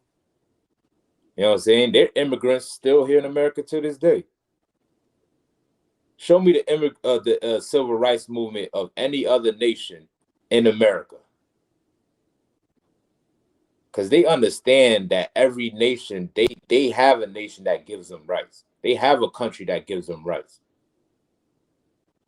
They know if they get any mistreatment from America, they can go back to their land, you know what I'm saying, and find some justice for the treatment that happened to them in a foreign land. You know what I'm saying? But you want to beg the white man for something that is human nature, man. It is your God-given right to succeed on this earth. You ain't got to beg your oppressor for it. You ain't got to beg him for a day off. The Lord is your God, not the white man. You know what I'm saying? The Most High is your God. He tells you what to do and what not to do. The hell with your oppressor got to say. You get fired, who gives a damn? Get laid off, who gives a damn, man? You serving the Most High power, he will give you a land flowing with milk and honey, man. Because nothing should be more important than serving the Most High, right? Let's continue on.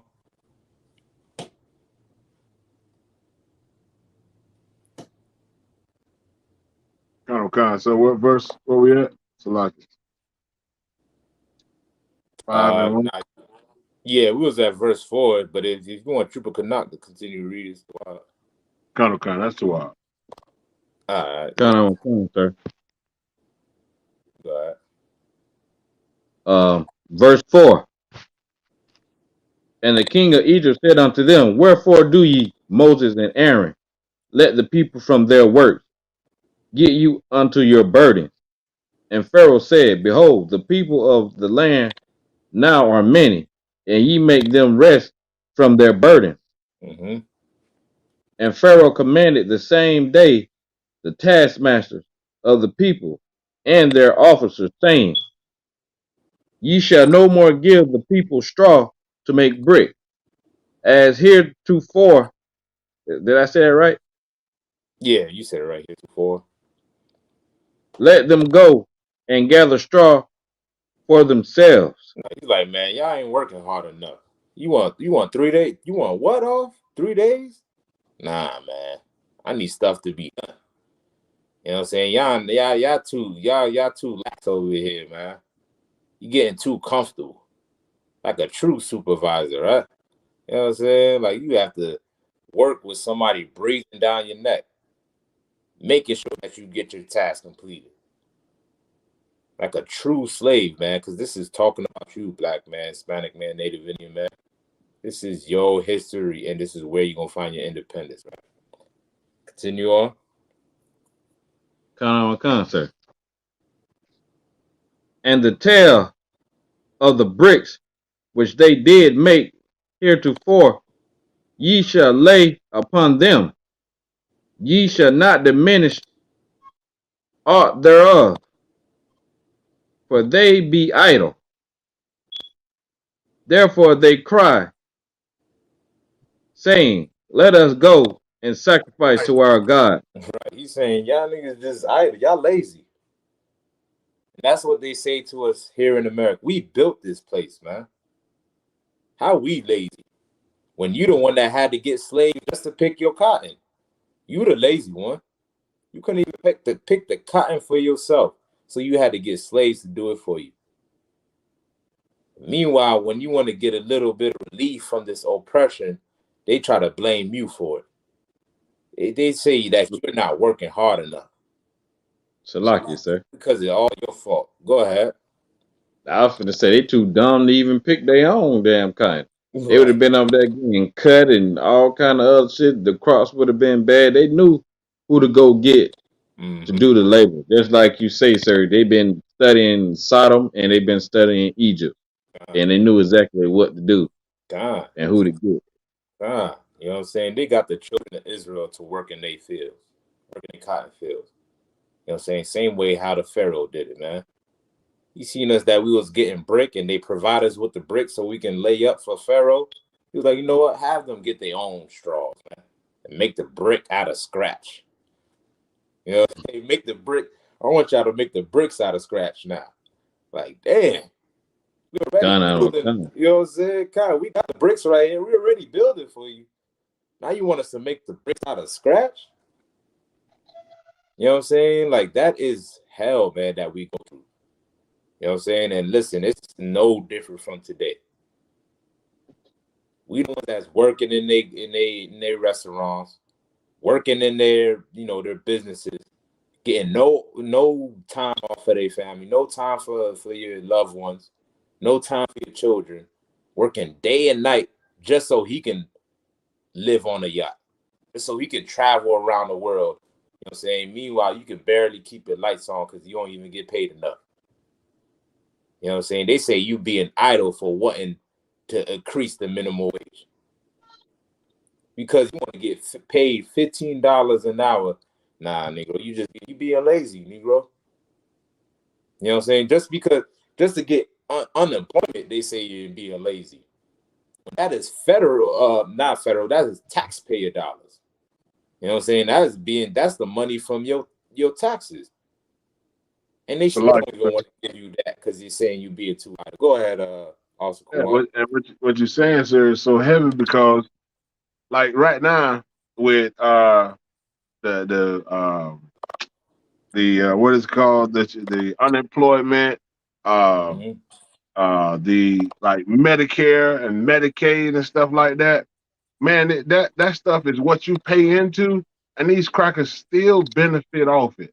They still God, want to call us lazy and say that we can't have it. We got to take us through loops in order to get money that we have put into the system to have when we need it. Man, I God, see a lot of seniors all the time, man, and it be a lot of our brothers and sisters, man, the elders. They they they don't get what they need, and the oppressor keep them with the bare minimum. Like they have God, to, all these years they've worked and put in for Medicare, and Medicare be hitting your check. If y'all take the time and look at your check every time you get paid, Medicare hits your check damn near as much as federal taxes does mm, every single time you get paid. But when it come down to it, man, they barely got, a lot of our brothers and sisters around here can't get the benefits that they need because of the selfishness and the fuck, I mean, Salakia, and the greed of the oppressor that we are under, the rigor that they God. put us under to live and have nothing after it. Damn right. So it's amazing. You know what I'm saying? For us to believe that we can join this beast, man. After all he has done to us as a people, you still considering joining him? We done tried everything to get the minimal of benefits, like Uncle Kwan said. You trying to beg for health care, you trying to beg for funding for your educational systems. How about we build our own? Let's build our own Medicare. Let's build our own educational system, our own schools, just like how we did in the 1800s, just like how we did before integration, man. We had no choice but to build our own. There's no reason why we have to beg him for anything when we can do it ourselves, man. But this is how you become independent, black man. You're not going to do it by new laws, new bills, by voting a new president. This is not how it's going to get done. You turn to the Most High, and you'll get the justice that you need. You'll get the health that you need, the basic necessities that you need, man. This is how it gets done, right? Y'all brother got anything else? Nah, sir. Nah, Let's sir. continue on. Kind, sir. Verse 9. Let let there no slacky. Let there more work be laid upon the men, that they may labor therein, and let them not regard vain words. Mm-hmm. And the taskmasters of the people went out, and their officers, And they spake to the people, saying, Thus saith Pharaoh, I will not give you straw. Mm-hmm. Go ye, get your get you straw where ye can find it. Mm. Yet not aught of your work shall be diminished. Right. You can pause it right there. You can stop right there, right? You know what I'm saying? Like, he's letting them know, listen, y'all gonna have to find your own straw. You're gonna have to make that brick from scratch. You know what I'm saying? And you better make sure that none of your work gets diminished. Don't be late on nothing. You know what I'm saying? I still want this to be built up. You know what I'm saying? And that is no different from what we experience till this day, because this place is spiritually Egypt. They are practicing the same ways of Egypt, man. They further their oppression, no matter how much you beg. It seems like the more you beg and protest, the more angry they are with you. Have you not made the correlation? Protesting and holding hands with them and marching is not going to make them love you. They become more have more hatred towards you and become more cruel towards you, man. So much so that they damn got the most racist person or president that they can find and put them in office just so they can push their white supremacy agenda on you. After you had a black president, you know what I'm saying, you try to beg to be equal in America. Soon as he left office, and he wasn't even a black man, he's so-called African, you know what I'm saying, soon as he left office, they went and found the most racist dummy of a white man and made him a president over you. You know why? Because he fulfilled the white supremacy agenda. The more you march and beg and try to be a part of this place, the more they resent you, black man, Hispanic man, Native Indian man. Your independence is not going to be found in America. America wants you to think that it's evil for you to be independent. America wants you to think that it's evil for you to want to be liberated. They try to make it look like you the bad guy for wanting to be free. Meanwhile, when America was being oppressed or misrepresented by the British, they went in a full-out war with the British, man. A full-out war. End up defeating the British and built one of the most powerful countries on this earth in modern day history. And America is only what, 200 years old, 300 years old? It's still a young nation.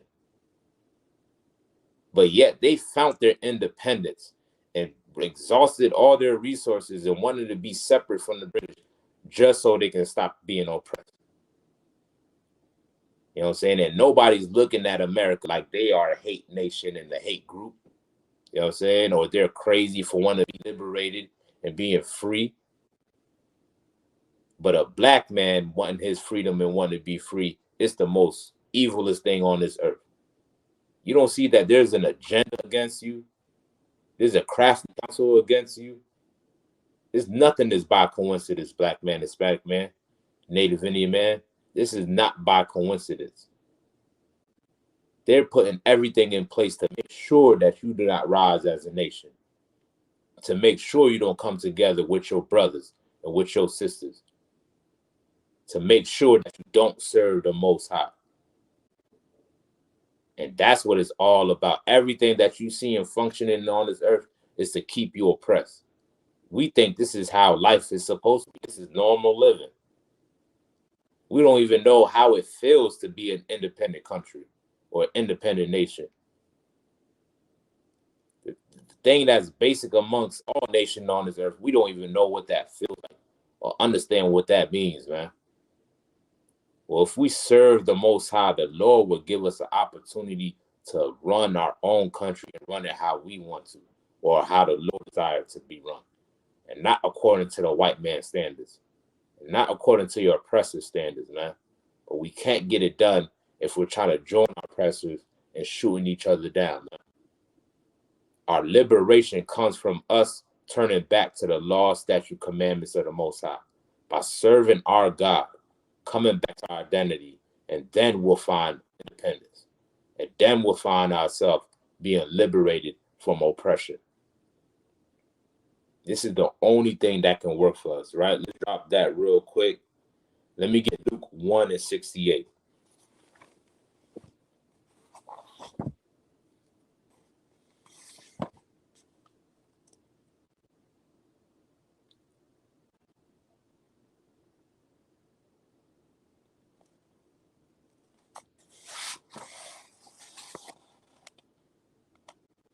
Whenever you got it, you can go ahead and read.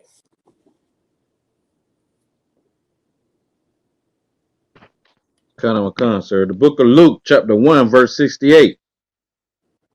Blessed be the Lord God of Israel, for he hath visited and redeemed his people. His people, right? His people is Israel, right? The God of Israel. Read on. And hath raised up an horn of salvation for us in the house of his servant David. Right. Who is that talking about? It's like you, sir. Go ahead. Talking about our King Yahushua. Right. Yahushua. This is what he was sent for, to redeem his people, the chosen people of God. You know what I'm saying? Read on. As he spake by the mouth of his holy prophets, which have been since the world began. Right. What is spoken of in the Old Testament, all the way from Genesis to Revelation, is only talking about the history and the salvation of the Israelites. That's all this book is talking about. It has nothing to do with nobody else on this earth but the 12 tribes of Israel. And the 12 tribes of Israel is you, black man, Hispanic man, Native Indian. This is your true identity, and your king came to give you an alternative, to give you revolution, to give you liberated, to give you independence. Christ was not about integration and joining everybody. He was about the salvation and the redemption of his people. Right? Read on. That we should be saved from our enemies. From who? From our enemies. From who? From our enemies. Guess what, black man, Hispanic man, Native Indian man? You have enemies, man. And the beautiful thing about that is we all three race groups, so that they claim to be as race groups, you know what I'm saying? We have one common enemy. One common enemy, man. And that is the so-called white man, which is the devil that the Bible speaks of. That's right. Always been your enemy, even in the time of Christ. Because this is during the Roman occupation. This is when the Romans ruled the land of Israel and was and getting Israelites killed if they didn't bow to the Greek gods. If they didn't become Hellenized and become Greek like them. So Christ came in to redeem his people and to give them salvation from the oppression of the Greeks and the Romans. Right? Read on.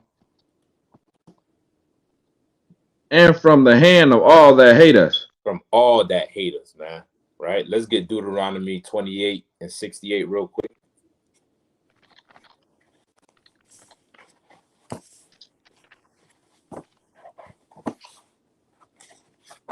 Okay.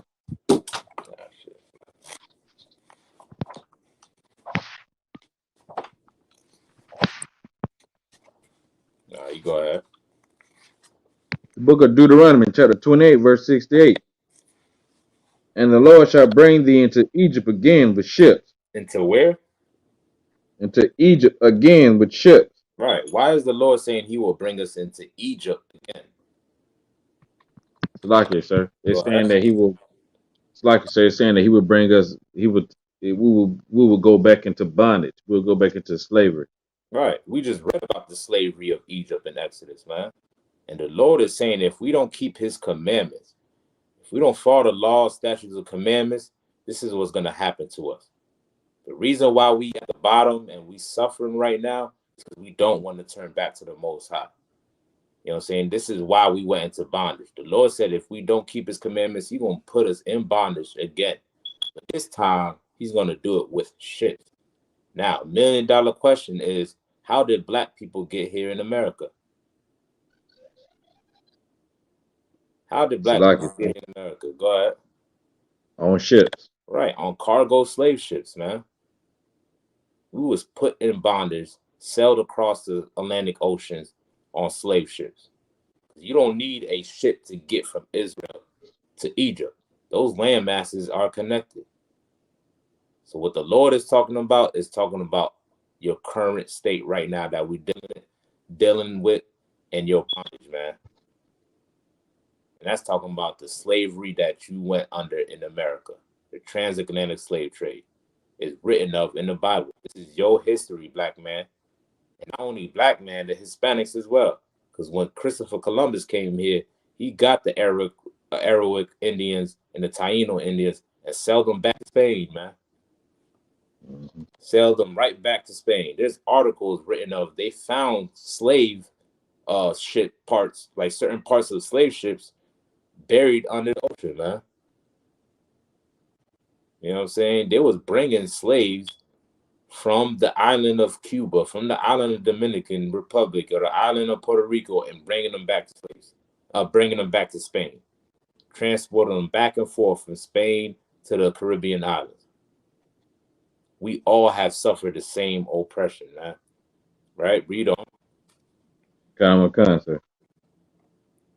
By the way whereof I spake unto thee, thou shalt see it no more again. Right. By the way whereof he spake unto us, meaning our identity, our culture, our homeland, we will not see it again. Right? Read on.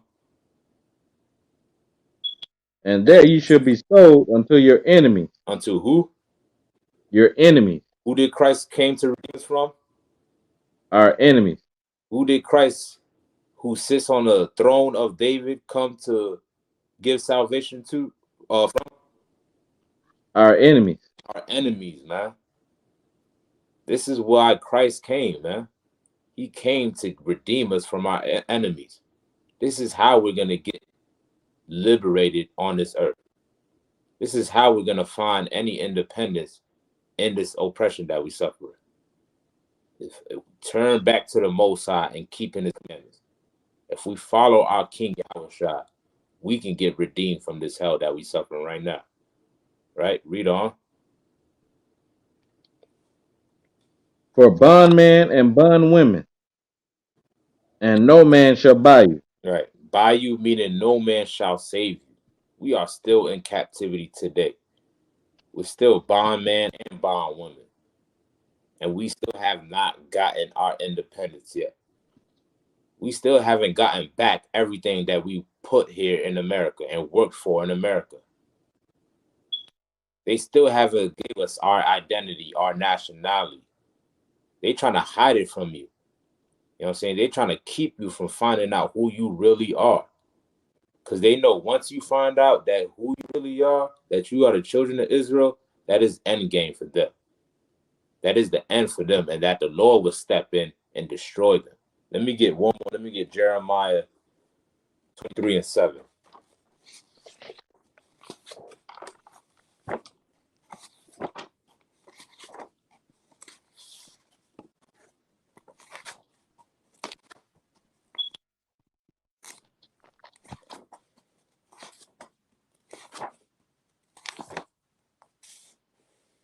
Come on. All right, you go ahead. The book of Jeremiah, chapter 23, verse 7.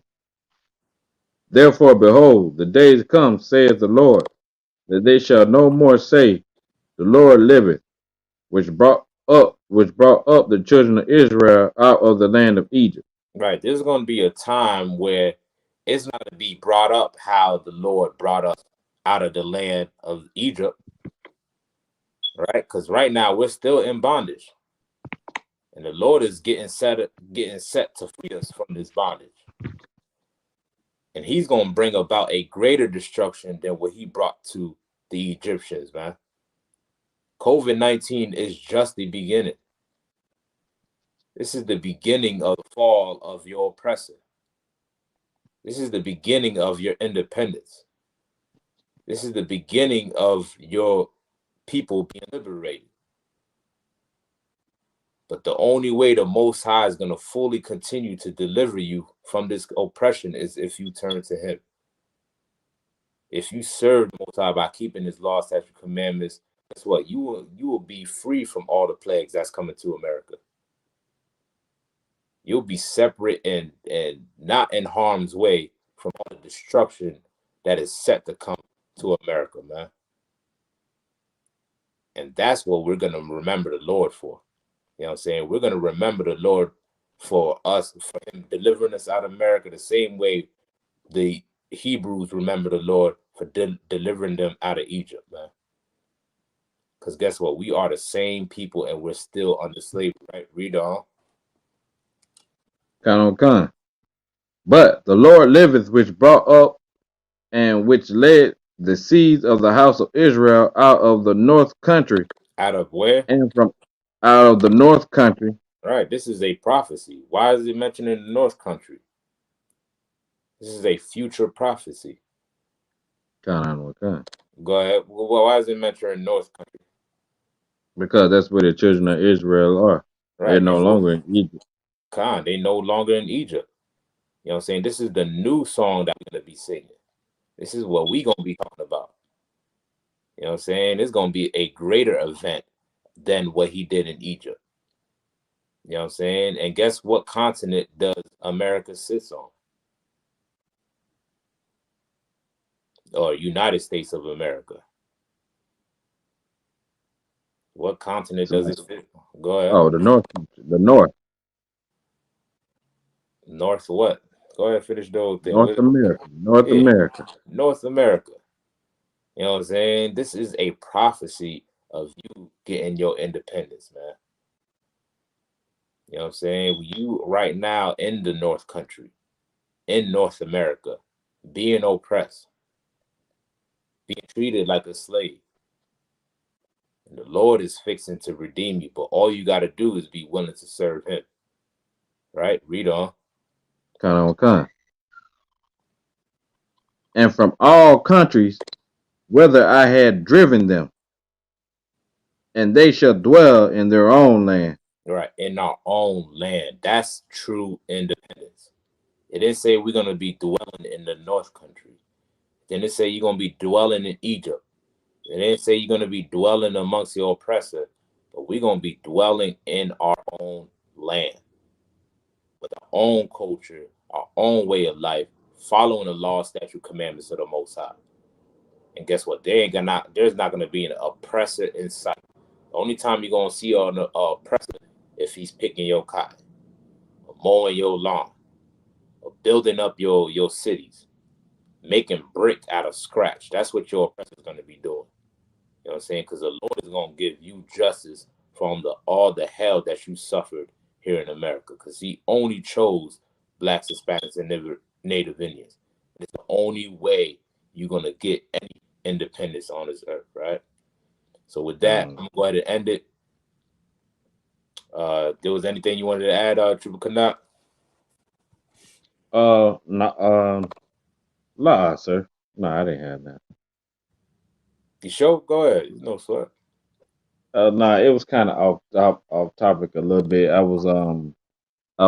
remember watching this show. I don't know if you heard about it, called Hell on Wheels. Nah, what's that about? It's about how when the railroads was venturing west into the Native American countries, and they had a sit down, and it goes with the precept that was saying that his words were smoother than butter, but war was in his heart. Mm. So they was having a sit down with one of the with two or three of the native chiefs, and the white man and the Edomite was telling them that they need to get off the land because the land belongs to the U.S. government. And the Native American man was saying to him like, "Well, who sold y'all this land?" He said, "Who sold it to you? How did you get it? Who gave it to you?" And it was like, "We nobody sold it to us, and nobody gave it to us." And then the Native Indian man said, "Well, how is it your land then? This land ain't your land. This land is my land." And it was like we took it. We took it. So God. it was just something that I was thinking about, like how, what I'm saying, like nobody gave them this land. Nobody sold them to them. Nobody, they ain't got no paperwork or nothing. They killed and pillaged and raped and robbed and murdered. Yep. That's exactly how they got this land. They had to murder and kill and destroy you in order to be independent. This is Mm, how they got the independence. They had to kill to get the independence, man. You know what I'm saying? Well, guess what? If we serve the Most High, the Lord will kill our enemies for us. The same way he right. killed them in the time of Egypt. You know what I'm saying? So I'm going to go ahead and end it with that. The water, everybody coming through. Of course, Cap will be back on tomorrow. You know what I'm saying? 7 to 9, same time as usual. Lord, I'll get to see y'all next Tuesday. All right. Shalom, y'all.